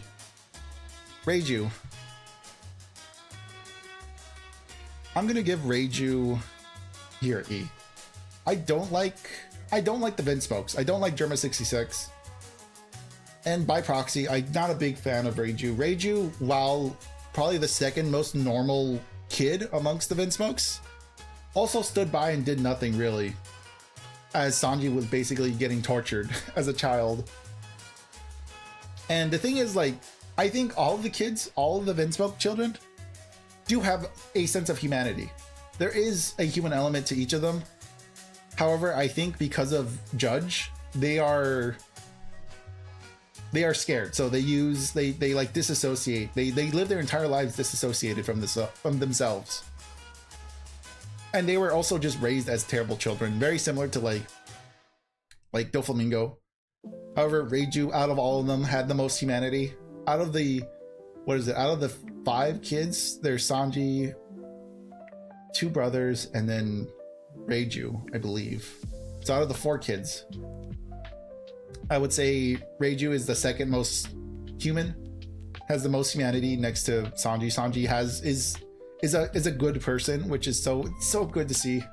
Also knowing that Sanji is afraid of becoming like his siblings is another great point. It's another point towards him. But yeah, Reiju's stuck in it. Reiju doesn't seem to mind too much. Well, obviously she cares, but yeah, I think Reiju not very high on my list because she let all that stuff happen to Sanji. Obviously, towards the end when he escaped, she did help him escape, and she did have empathy for Sanji, but did not act on it. So I can't give her a lot of credit for that. Cody Jones is scumbag. It's just scum of scum. Don't like him. Just a homegrown racist. Didn't live through any of the trauma. Doesn't understand why fishmen hate humans. Well, he knows, but like he takes it to his extreme. He's also a terrorist. A terrible person. Also, his card sucks too. His leader sucks. Perona, I am gonna put to B. I like Perona. I think she's funny. She's silly. She's also really cute. She got some personality. She has a really good back and forth with Zoro. She cares a lot about Gecko Moria. So I'm happy to see that you know she was raised right. Cool ability. She also has a really cool ability. I don't know if her leader ability really correlates that great to her personality. Activate main once per turn. Choose one of the following effects. Press up to one of your opponent's characters with the cost of 4 less. Up to one of your opponent's characters. Get a -1 cost during this turn. I don't think that translates very well to her Devil Fruit ability. She's able to summon negative hollows, which are ghosts that give negative feelings to whoever they pass through. She's also able to astral project herself, so she is able to come like a ghost in her own right. That's sort of the extent of her powers, more or less. She utilizes them pretty well against Usopp and against the Straw Hats in general. None of the Straw Hats were able to handle her, so it was really left up to Usopp, who was unaffected by her negative hollows, because everyone else just crumbled. Even Luffy, I believe, just immediately crumbled to her negative hollows. So that's a feat in itself. Our next one is Yamato. I love Yamato. Well, definitely one of my favorites. We'll put Yamato up here. What I love the most about Yamato is the discourse amongst the fans that he caused. See, I'm feeding into it too. If you don't know anything about Yamato, Yamato's also like a messed up kid. So, you know, it's fine. I give Yamato a pass. Yamato is the son of Kaido. Yamato also is Odin, but not actually Odin. But from what I understand, Yamato wants to be a man, but not just a man. He wants to be Odin, actual Odin, to the extreme that Yamato calls Momo his son. So I don't know what's going on there. And the problem is there's so much discourse about Yamato's true gender, because it's mostly because Yamato's hot. Yamato's looks like a sexy lady, but you know, if Yamato ever met Ivankov, it's over. You know, the fan base is going to be in tears because Yamato is definitely trading the double D's for Pecs, and it's gonna be a sad day. I know it's gonna happen one day, but you know, it is what it is. What's also amazing is the fact that Yamato was like, I want to be part of the crew, and then at the end of Wano was like, you know what, I'm gonna follow my own adventure. I'll see you guys later. After forcing himself onto the crew, essentially being like, hey, I'm gonna be a member, let me join your crew. And Luffy was like, oh, I don't know, but sure, whatever. And then eventually the crew kind of was like, all right, yeah, that's fine, you can be part of the crew. And then Yamato was just like, yeah, no, never mind. I'm gonna do my own thing for a little while, and then I'll join the crew. So I love that. Yamato caused so much destruction amongst the fan base, and then just never joined the crew. Yamato is a member of the crew, by the way, so is Vivi. They are members of the Straw Hats, but they are just not active members. They are members, but they are not actively on the journey they're on right now. Yamato obviously is gonna join later on in the future, whether it's during the One Piece story or later on when we go to like some kind of like time skip. You know, once Luffy's, you know, the Pirate King, I'm sure Yamato will join the crew after Yamato lives through his adventures.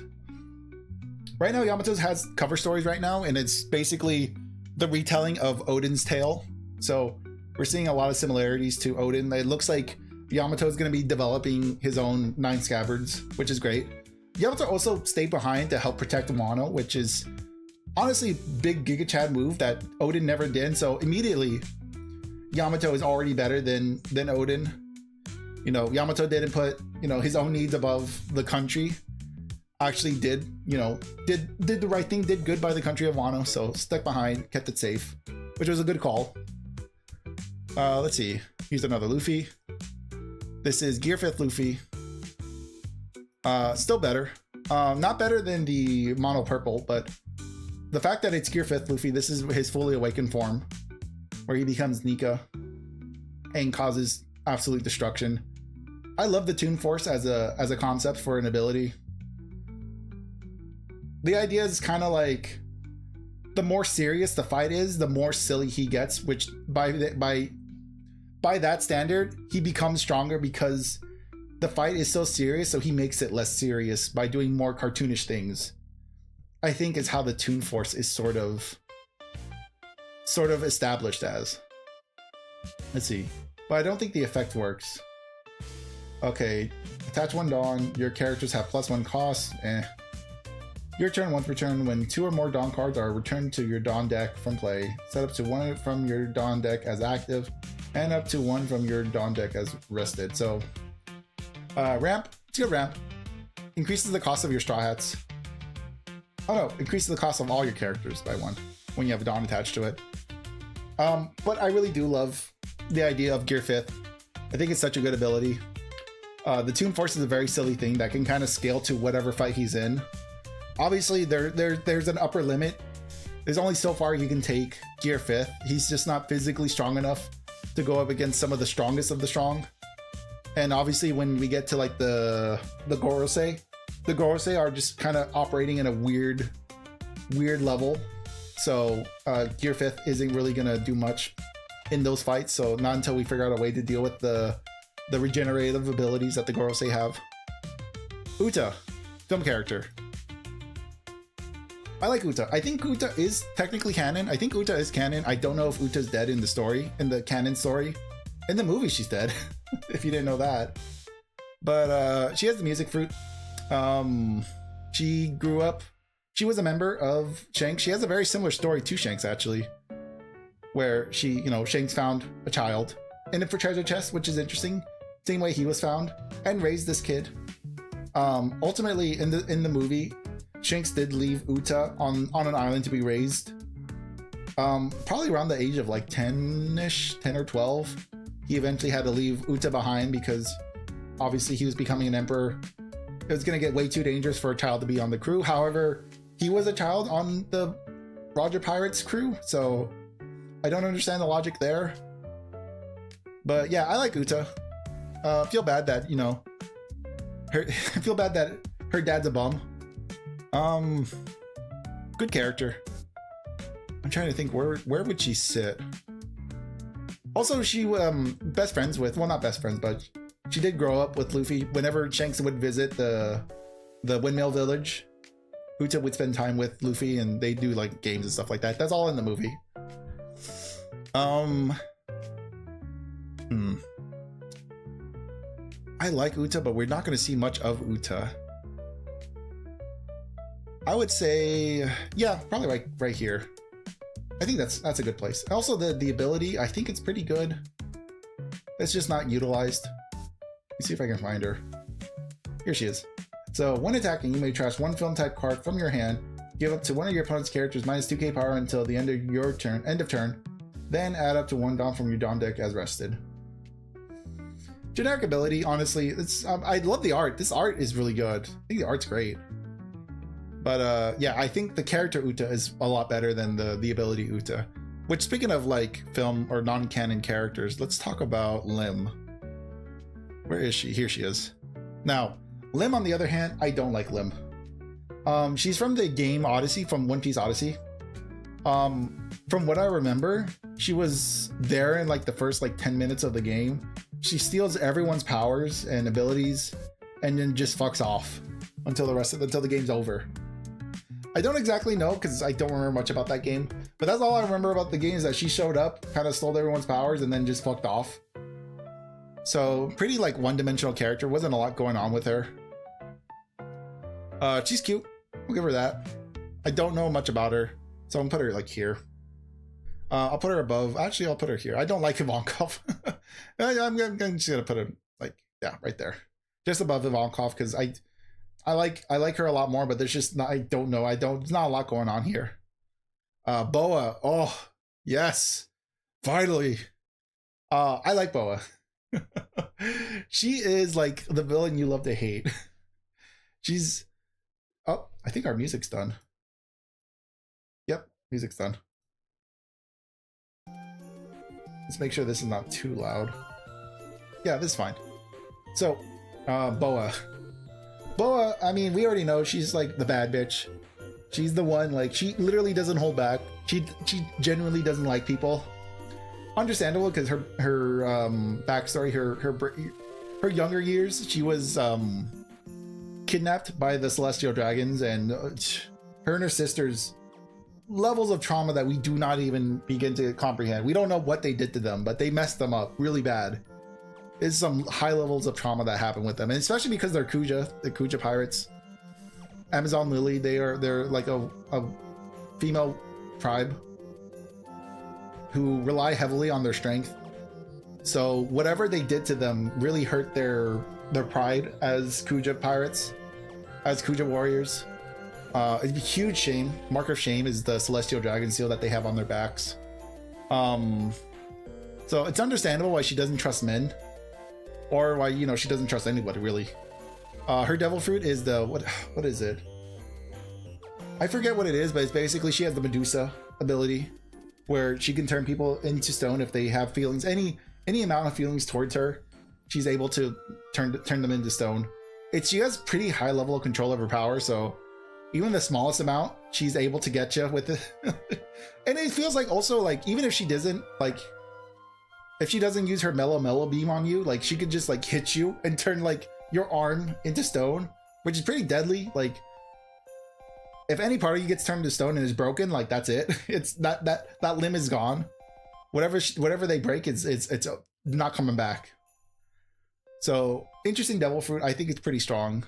One of the 7 warlords, you know, notoriety. Obviously, being a female in one of the strongest pirate groups out there, or one of the strongest organizations, is no joke. Very similar to Lin, Big Mom. Big Mom was the only female in the 4 emperors, whereas, you know, Boa is the only female of the 7 warlords. So you can't underestimate that. Obviously, she's 10 out of 10, smoking hot. Can't deny that. Where does she sit on this list? I'm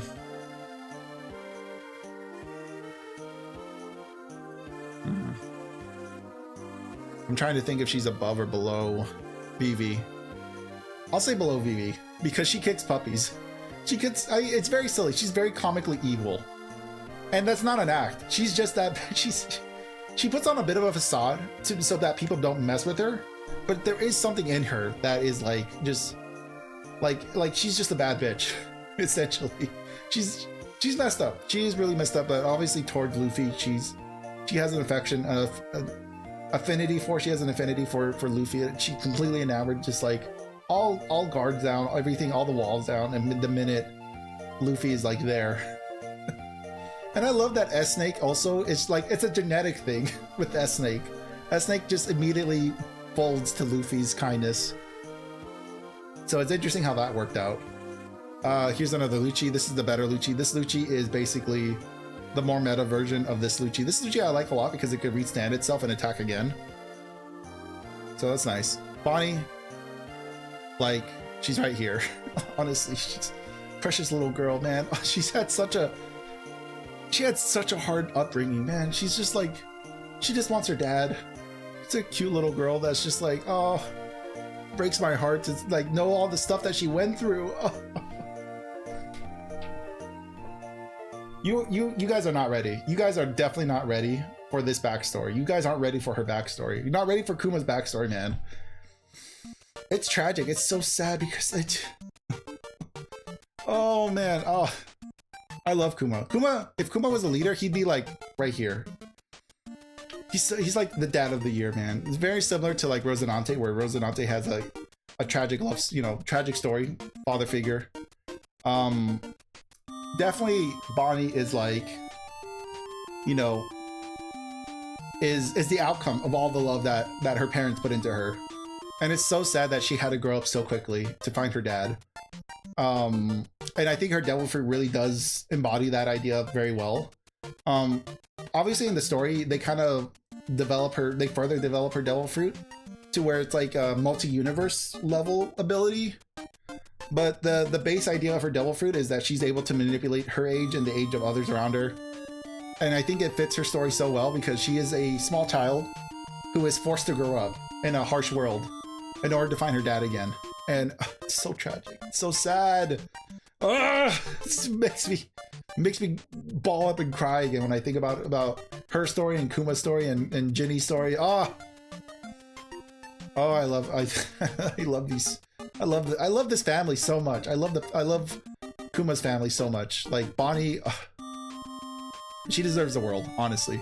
She mistreated, well, not yeah. Her mother was mistreated. And she never got to know her mother, which is very sad. Because her mother's pretty good. Her mother's a good person. Very unfortunate, that she was a slave to the Celestial Dragons. Foxy, I want to put you here, Foxy. I don't like you. You're not that bad in the manga, but the anime, they ruined. They made me hate you in the anime. But yeah, I like the Foxy ability. The actual leader is fine. If I can find him, here he is. So when attacking, Dawn -3. Ugh, I forgot. I haven't read this ability in a while. If you have 3 or more Foxy Pirates characters in play, choose up to 1 each of your opponent's rested leaders and characters. That card you chose does not become active during their owner's next refresh phase. Okay, I understand. So let me explain again. Let me explain this in simpler English. So Dawn -3, if you have 3 or more Foxy Pirates on the field, you can choose your opponent's leader and up to 1 of your opponent's leader and up to 1 of your opponent's characters, and you basically freeze them into place. So pretty strong ability. This is more of like a green ability than anything else. I think it does actually play really well into the slow beam ability. So I do like it for that. I don't like Foxy's arc, the Long Ring Longland Ranch. It's where we learn about the Davy back fights, and it's where we get to see like the Zoro Sanji combo, which, speaking of, right here, literally, like, if this ever happened in the story, you guys are definitely not ready for this. Like, the Zoro Sanji combo, if these two ever work together, my god, is the world over. And in the Davy back fights, we actually do get to see like a glimpse of these two working together, and like how they just immediately dominate any foe, anything they're up against. When they're together, they can just conquer the world if they just get over their little squabbles. So yeah, you guys aren't ready for this combo. Honestly, I would even say this is like the potential of that. The potential of these two working together is far greater than Nami, but you know, their banter, their fighting is so good. I love them. Actually, yeah, I'm actually gonna put them above because I really do like their squabbles. They're very like roommate brews. The Foxy, yeah, Foxy's gonna live here. Not a fan of Foxy. So here's Carrot. Carrot I do like, but Carrot's pretty underdeveloped, or also lost potential with Carrot because Carrot inherited the will of Pedro. But then, like, instead of continuing exploring the world and potentially finding the One Piece with the Straw Hats, she went back to Zou to be like the head honcho, the leader of Zou, while Dekomamushi and Inuyasha became Red Scabbards in Wano. And she, like, you know, she kind of folded pretty quick. She's like, okay, yeah, I'll be the leader. I'll be the leader of the Meat Tribe. Where before Wano, she was like, oh, I want to get off the island, I want to explore the world, you know, and then Pedro like imparted his will onto Kara to be like, you know, go explore the world, you know, do what I couldn't do, all this kind of stuff. So I would say lost potential, lost character development, but she's very cute. She has a very bubbly attitude, so I do like that. It's gonna give her some credit. I just lost potential, honestly. I would say just very lost character potential here. So I'm gonna put her at C, just because like I think she's better than Lim and Ivankov. So here is also Sexy King. Sexy King, obviously way better than normal King. When he took off the mask, holy cow, did he like gain like 10 points. So Sexy King is also a pretty good leader. I don't think it makes sense for the character, but I think the ability is pretty good. So activate main once per turn, Dawn -2, choose one. If you have 5 or less cards, draw 1 card. Give up to 1 of your opponent's characters -2 cost for this turn, during this turn. So this is a pretty good one. It's fine. He has like a, I love mentioning that he like has like the pretty model face, like very Vogue magazine, you know, model, supermodel look to him. Sexy man, sexiest man in the crew, honestly. Like, you can see why Queen is so jealous of King. Dude is complete. It's so good. Marco, here's another one of those like supermodel looks. I like Marco a lot. He's a chill guy. He's a guy who I would drink with. I'd say like right there. I think that's actually pretty good placement for him. A lot of stuff. I feel bad because he lost his dad, and then when he went to go take vengeance on Blackbeard's crew, he then lost a bunch of his friends, his brothers in the war. It was so bad that he had to retire and go back home, go back to Things Island, which is Whitebeard's original home island. And he takes care of the people now. he went to Wano to help fight the war with Luffy, but he was mostly support. He didn't really like contribute a ton other than just like aerial support and medical advice.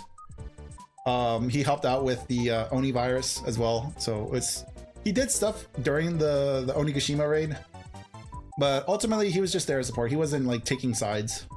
And then after that, he just went home. He's like, you know what, I don't want to deal with this. I'm too old for this now. I've lost too many of my brothers. I lost my dad. I'm done. I'm just gonna retire as a doctor. So mad respect to Marco. He did what he could. Chopper, get up here, buddy. You are one of the boys. Let's freaking go. I love this little man. It's so cute. Chopper, I mean, what can I say about Chopper that isn't already known? You know what's funny is that he wants to be the world. He wants to cure every disease out there. And yet all he's doing is making drugs. He's making drugs for minks. He's out here cooking pot. He's out here, you know, he did find a cure for the Oni virus. He locked in and made a cure for the Oni virus, so I'm gonna give him credit for that. His backstory is pretty tragic. Obviously, he was originally a deer who was abandoned by his deer tribe because of his blue nose. And then he accidentally ate the human fruit, which then turned him into a bigger freak. But then, you know, there's a whole backstory. Hero Luck, I believe it was Hero Luck that adopted him as his child. Raised him, taught him how to be like a bad doctor. And then Dr. Correa raised him to be an actual doctor. And then eventually, you know, they meet up with the Straw Hats. Chopper becomes one of the members. It's very touching story. I love Chopper. He's so cute. Good guy, always trying his best. This is Calgara.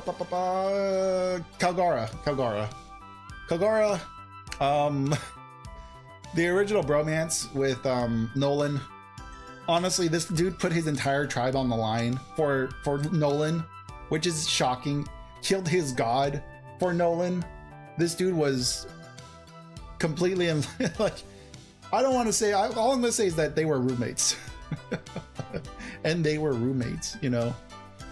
I like Calgara. I think he was a well-written character. I can only imagine the kind of stuff he had to go through, because like, think about it, you know, a white man shows up to your land. I mean, a colonist, like just a stranger, shows up and completely challenges every aspect of your life that you've known for generations. And you take a bet on him because you trust him. You think he's a good guy, and you trust his judgment. And you're like, you know what? I'll take you up on that. I'll believe you. You're my friend. Marry my daughter. Like that kind of stuff. They were bros. Like they were honestly just like. I feel like they were. It feels like Yaoi. Honestly, Doom Yaoi is what Calgara and Nolan had going through. During their flashback. But yeah, Calgara, you know, made the vow that he will ring the bell every day so that no one can find his way back to him. And since the island got launched up into the air, the bell along with it got launched up there, and so did like the Shandian tribe got launched up. So they couldn't ring the bell because the bell was lost. So they spent generations, millennia, centuries, however long, looking for that bell. I think it was 8,000 years. The island got launched up and got scattered into the Sky Islands. But yeah, so unfortunately his descendant Wiper had been fighting the war to get back their land so that they can ring the bell. And it was just so Nolan can find his way back to Calgara. It's very sad. Tragic Yaoi. I love it. Speaking of tragic Yaoi, we got Buggy. Buggy is definitely going to be sitting up here. I love Buggy. Such a good character, always failing upwards. Very, like, a great contrast to Luffy. Honestly, he has the drive to become the king of the pirates. That is why I think he has the biggest chance. Like, he's one of the runner-ups for King of the Pirates to find the One Piece. Because he has the drive to be king of the pirates. Despite, like, his ineptness, I believe he has the spirit, he has the moxie to do it. And obviously he has the notoriety and the muscle to do it, you know, having both Crocodile and Mihawk as his number 1 and number 2. Like, that's a hard combination to beat, you know. And like, honestly, Kageyao kind of gave up on the idea of becoming King of the Pirates to start his own little empire. But you know what? Buggy never did. He had that drive. Blackbeard. I don't hate Blackbeard. I think he's a well-written villain. I think he's locked in. He's been locked in since he was like 12. This man knew what his destiny was, and he went out and grabbed it. Contrast to Luffy as well. He's like the dark side of the moon to Luffy's moon. This is another contender for the One Piece. He has the drive and motivation and the patience to become King of the Pirates. We don't know his full story. We don't know a lot about Blackbeard, but he did backstab Whitebeard, and he did kill Thatch, which was his brother. He did kill his brother, and he also killed Ace. Essentially, he snitched on Ace, brother. This dude. You know what? I'm talking myself down. Yeah, he's gonna go and I don't like Blackbeard. I think he's a good villain. He's not the worst villain, obviously, but he's a very good villain. He's locked in. I gotta respect the grind. Here's Nico Robin. Nico Robin is gonna sit. Actually, yeah, Nico Robin's gonna sit here. Love Nico Robin. Another tragic backstory. A lot of the Straw Hats have terrible backstories, but didn't grow up with her family. Was forced to live with like second cousins and like an outside family member who didn't like her because of her devil fruit. Only real family was her friends in the library. The scholars of Ohara were her basically her family. And then Ohara was destroyed.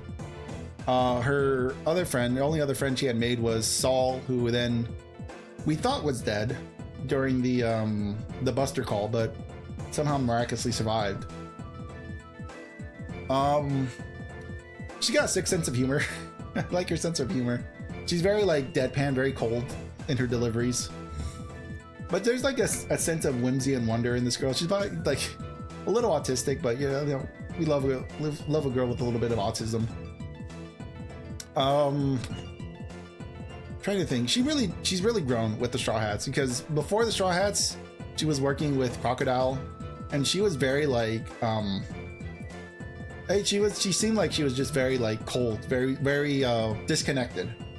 And you see a lot of that during Water 7 when she went into CP9, where it's like all of a sudden, you know, her new home was being threatened, so she kind of like turned the switch back on and is like, you know what, I have to leave. I gotta go. I can't let my new family die, so I gotta do this for them.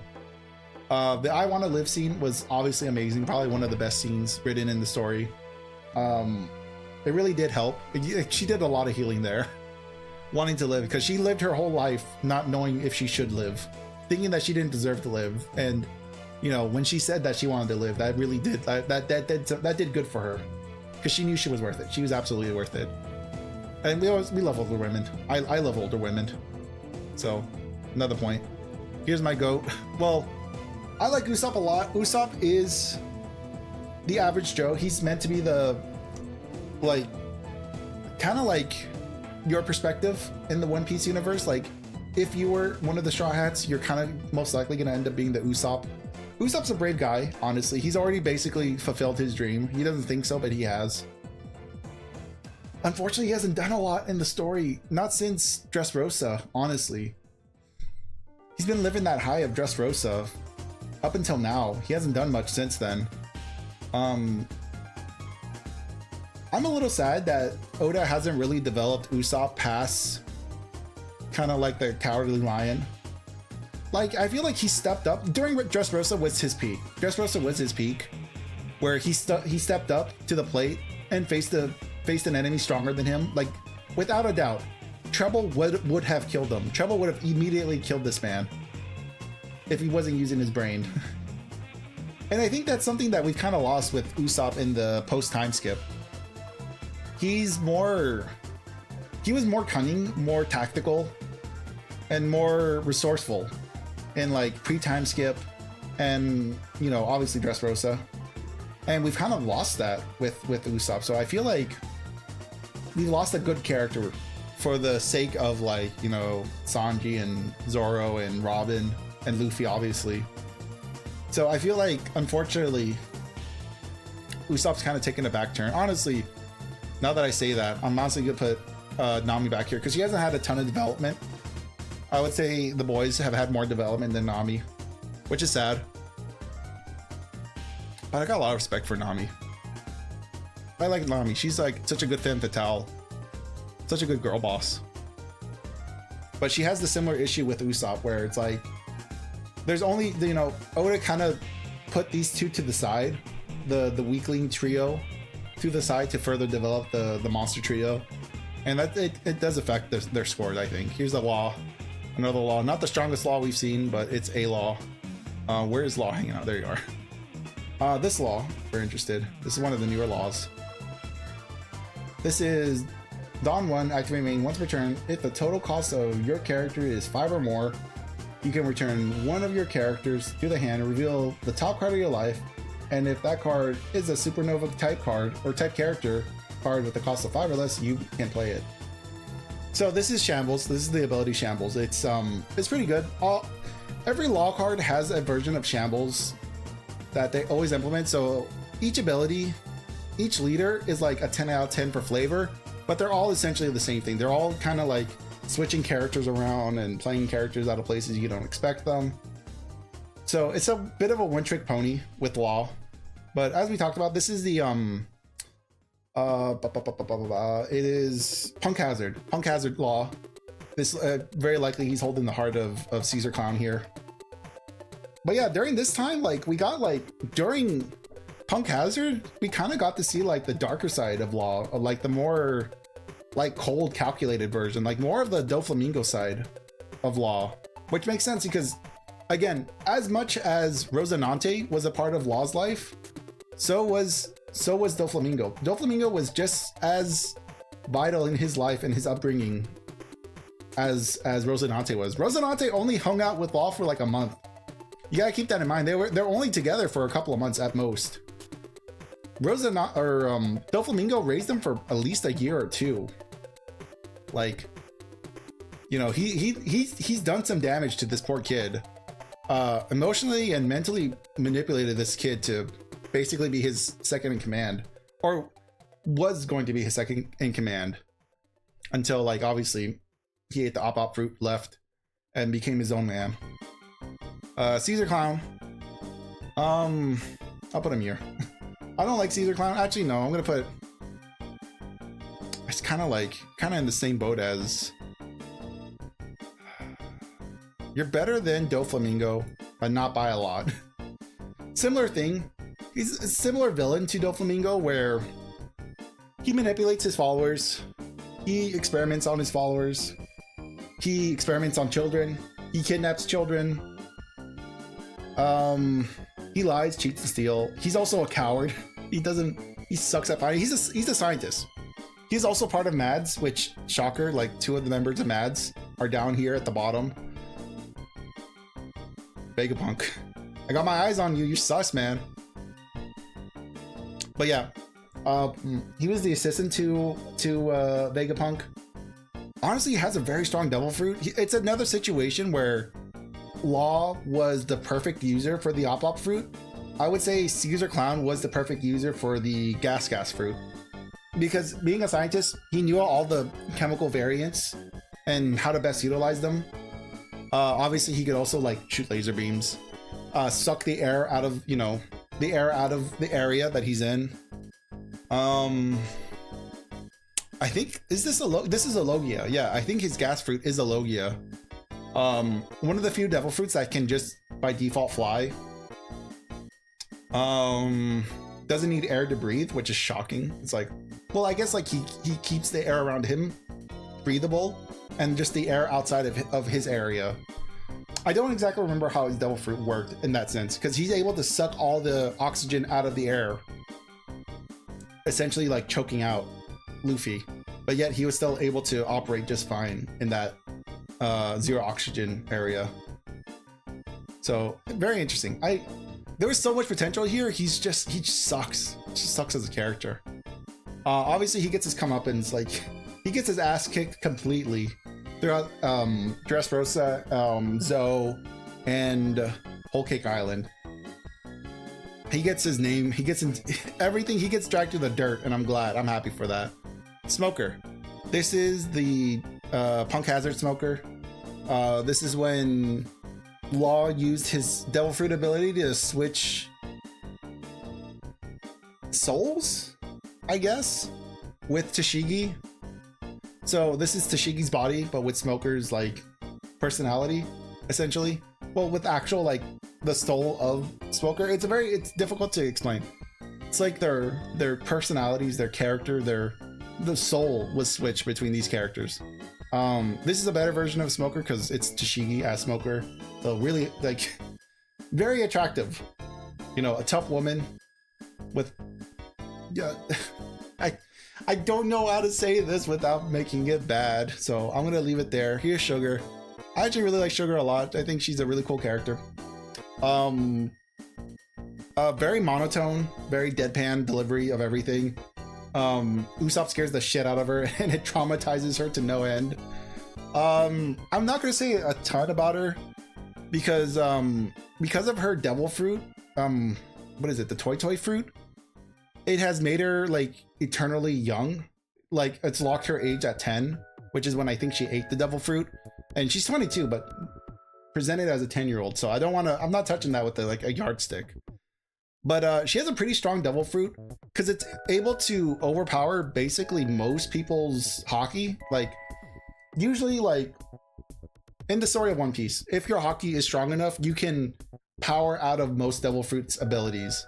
However, with Sugar's devil fruit, it doesn't seem like that's the case because she's been able to convert some pretty strong characters like Robin, for instance, into a toy. Very likely Luffy, like everyone was scared that she was going to turn Luffy into a toy. And then also there's Kairos, who I would argue has probably very strong hockey, really strong warrior at least, and immediately turned into a toy without even hesitation. So I would say Sugar is shockingly strong for the character she is. It seems like she has no like tactical advantage. Like she's not very strong. Like strength wise, she's not very strong. I'll put her right here. Very similar energy. They're both princesses. I love them both. Kairos, I like Kairos a lot. I'll put Kairos here. His ability is like fine. It's like a pretty generic yellow-black ability. It is activate main. Once per turn, you may turn the top card of your life face up, KO to one of your opponent's characters with a 0 cost. That's pretty good. It's a difficult one to play with. Similar to Z. Z has like an ability that is like pretty hard. You have to jump through a bunch of hoops. Similar with Kairos. Kairos, you gotta jump through a bunch of hoops to KO one of your opponent's characters. But Kairos himself, he's really good. He still was able to raise Rebecca, even being a toy and having all the memories of him erased. He still had his sense of duty. Granted, Sugar didn't erase his memories, didn't make him sign a contract. He was the first toy that they had made. What else? He's just a good dad. He's another one of these good dads. Very unfortunate his wife died. And Rebecca grew up not thinking she had a dad, when all along he was right there doing his best. Yeah, I think as A, I think he's fine here at A. It's not much going on there. Here is Kid. Eustace Kid. This is pre-time skip because he still has his arm. His normal arm that wasn't taken by Ben Beckman yet. Kid is... he's like the stereotypical pirate. He raids, he pillages, he kills. He probably does the other stuff. But he always manages to like stick his nose in places where it definitely doesn't belong. He's always punching up. I give him credit for that. He's got moxie. He's always punching up. But sometimes he gets his crewmates in trouble, and we just saw that with recently in Elbath, when Kid went to Elbath and started some trouble with Shanks. He was out for vengeance, man. He was like, you know what? I took down Big Mom. I was able to take down Big Mom. I was part of the Onigashima raid. I got my britches are getting big. So I'm gonna go take my vengeance back on the red hair pirates. And that was the end of his journey. As far as we know, Kid is no longer a pirate. He may not even be alive anymore. There's like a chance he is alive, honestly. Like, there's like a 10% chance he's still in the story, but honestly, like, this might be it. This might be like the straw that broke the camel's back. Very similar to Gecko Moria. We might see like a Gecko Moria story with Useless Kid, where, yeah, he had a lot of moxie, a lot of potential, but the world just beat him down. I would say he's a likable character, but he's not a good character. He is technically a bad guy, so I don't want to put him too high up. So I'll leave him there at C. Oh, here's Jinbei. I really like Jinbei's normal art, like his standard art. This is his alt. But he looks so angry. His standard art for his leader is so colorful, so vibrant. He looks so joyous in it. We don't know. Well, no, we do know a good chunk about Jinbei. Definitely inherited the will of Fisher Tiger and Orihime, I believe, is the queen of Fishman Island. Definitely always an advocate for peace with the humans and fishmen. That was his goal, is to have peace between the two races, because if you didn't know, fishmen are oppressed, they're slaves, and they're treated worse than most people. Just recently, because of I'm trying to think, was it because of Orihime, because of their agreement? It was fairly recent that they were treated as equals, in the sense of, like, they weren't being hunted down and eaten, treated as actual fish. They were treated as, like, you know, a conscious, sapient human, you know, creature. They weren't just fish. So they were fishmen. They were promoted, unfortunately, to fishmen instead of just being treated as equals. But at least they weren't being hunted down and eaten anymore, from what we can understand. Because there was a time in the One Piece universe where, yeah, they were treated worse than actual fish. But Jinbei does keep the spirit alive of Fisher Tiger, of liberating Fishman Island. That's definitely what he wants to do. Always, you know, justice. He's very much like a Navy character. Like, he's a very honorable man. Definitely probably one of the most experienced members of the Straw Hats. Even though he's the newest, he's the most worldly. He kind of, next to Brook, of course. Next to Brook, he's the most worldly one. Brook has a couple of screws loose, so you can't really trust his judgment on everything.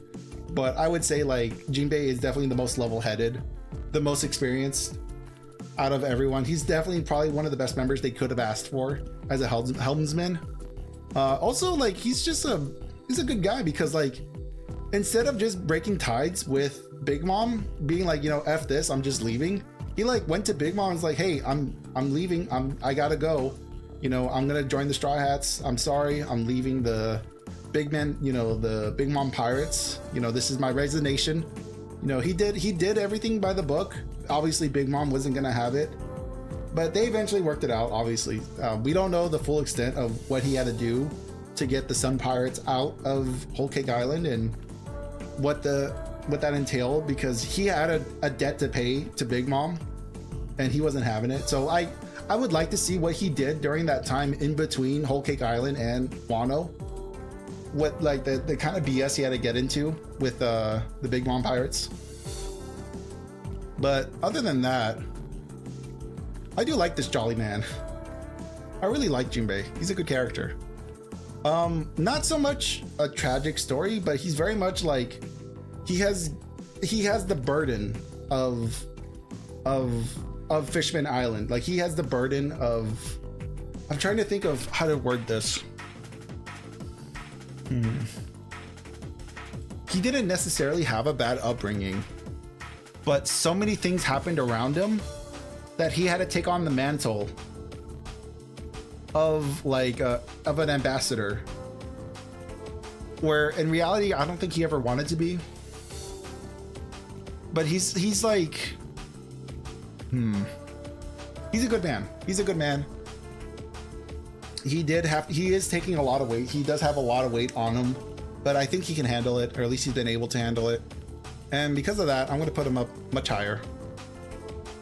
Let's see. This is Shirahoshi. Shirahoshi, I'm not a big fan of Shirahoshi. Especially her card. Her card really doesn't translate well. Because honestly, in the story, she's Neptune, one of the main weapons. One of the ancient weapons. And her power is basically being able to summon the Sea Kings, like the massive Sea Kings, like the ones that are like island-sized Sea Kings, like huge, monstrous, intelligent.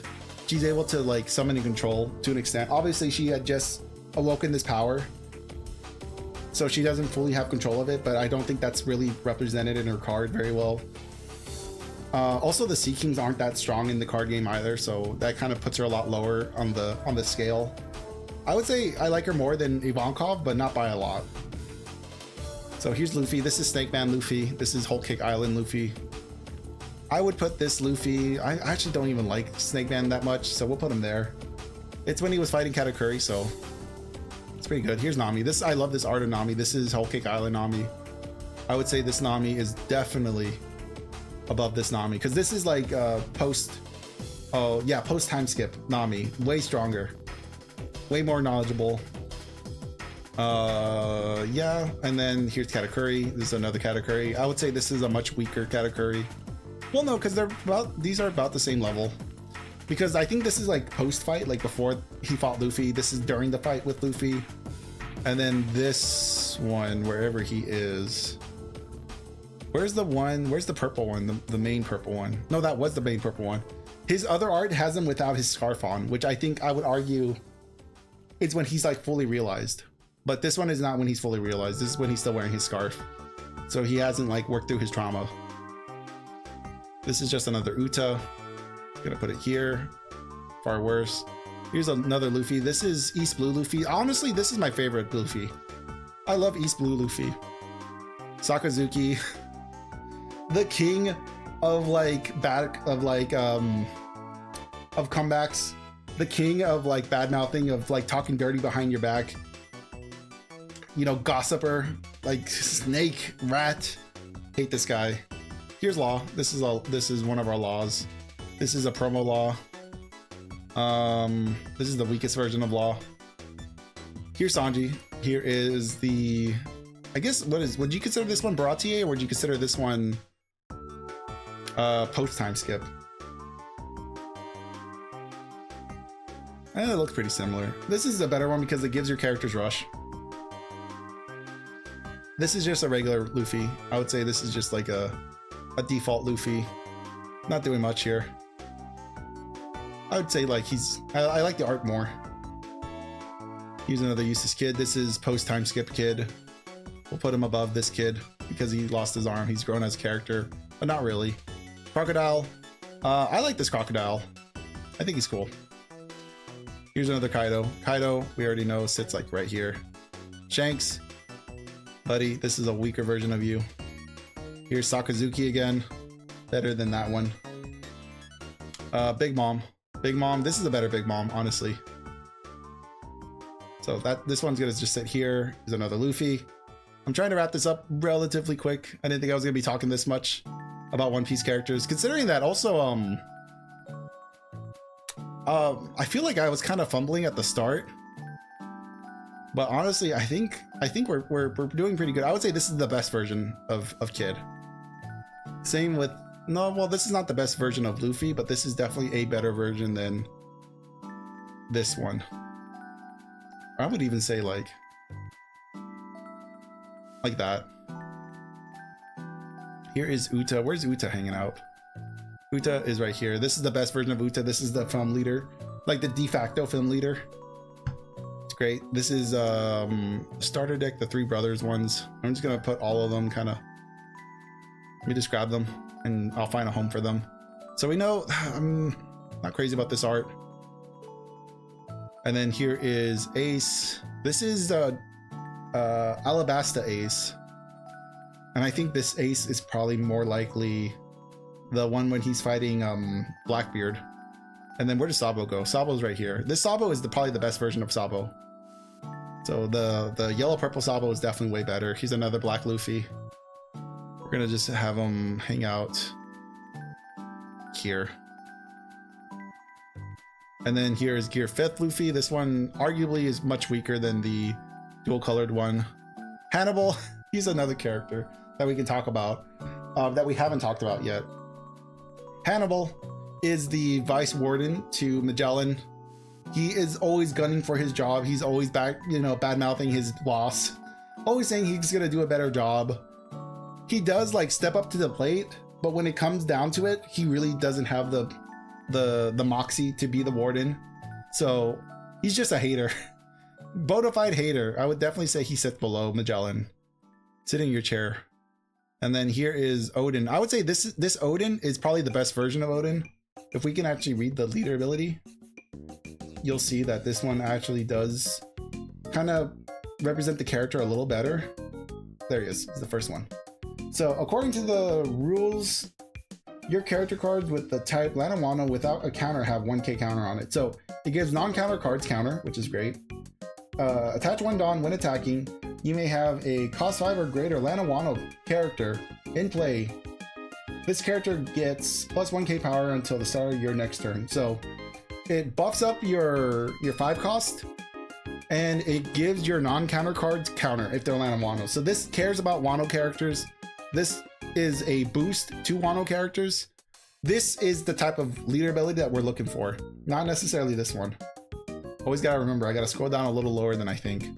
And then here is EBO 2 Luffy, green purple Luffy. This is, it looks like he has like elephant gun or something. This might be Enies Lobby Luffy. It's hard to know exactly what timeline this Luffy, like which Luffy this one is. A little difficult to tell.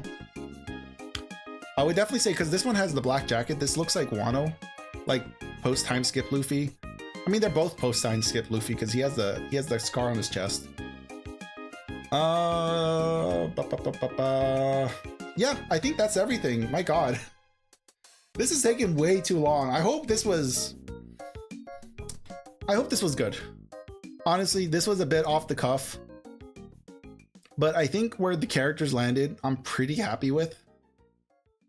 I'm happy with F tier. Everyone here definitely deserves to be here, I would say. Everything in the middle, up for debate, but all these S tier characters, these are my favorite characters.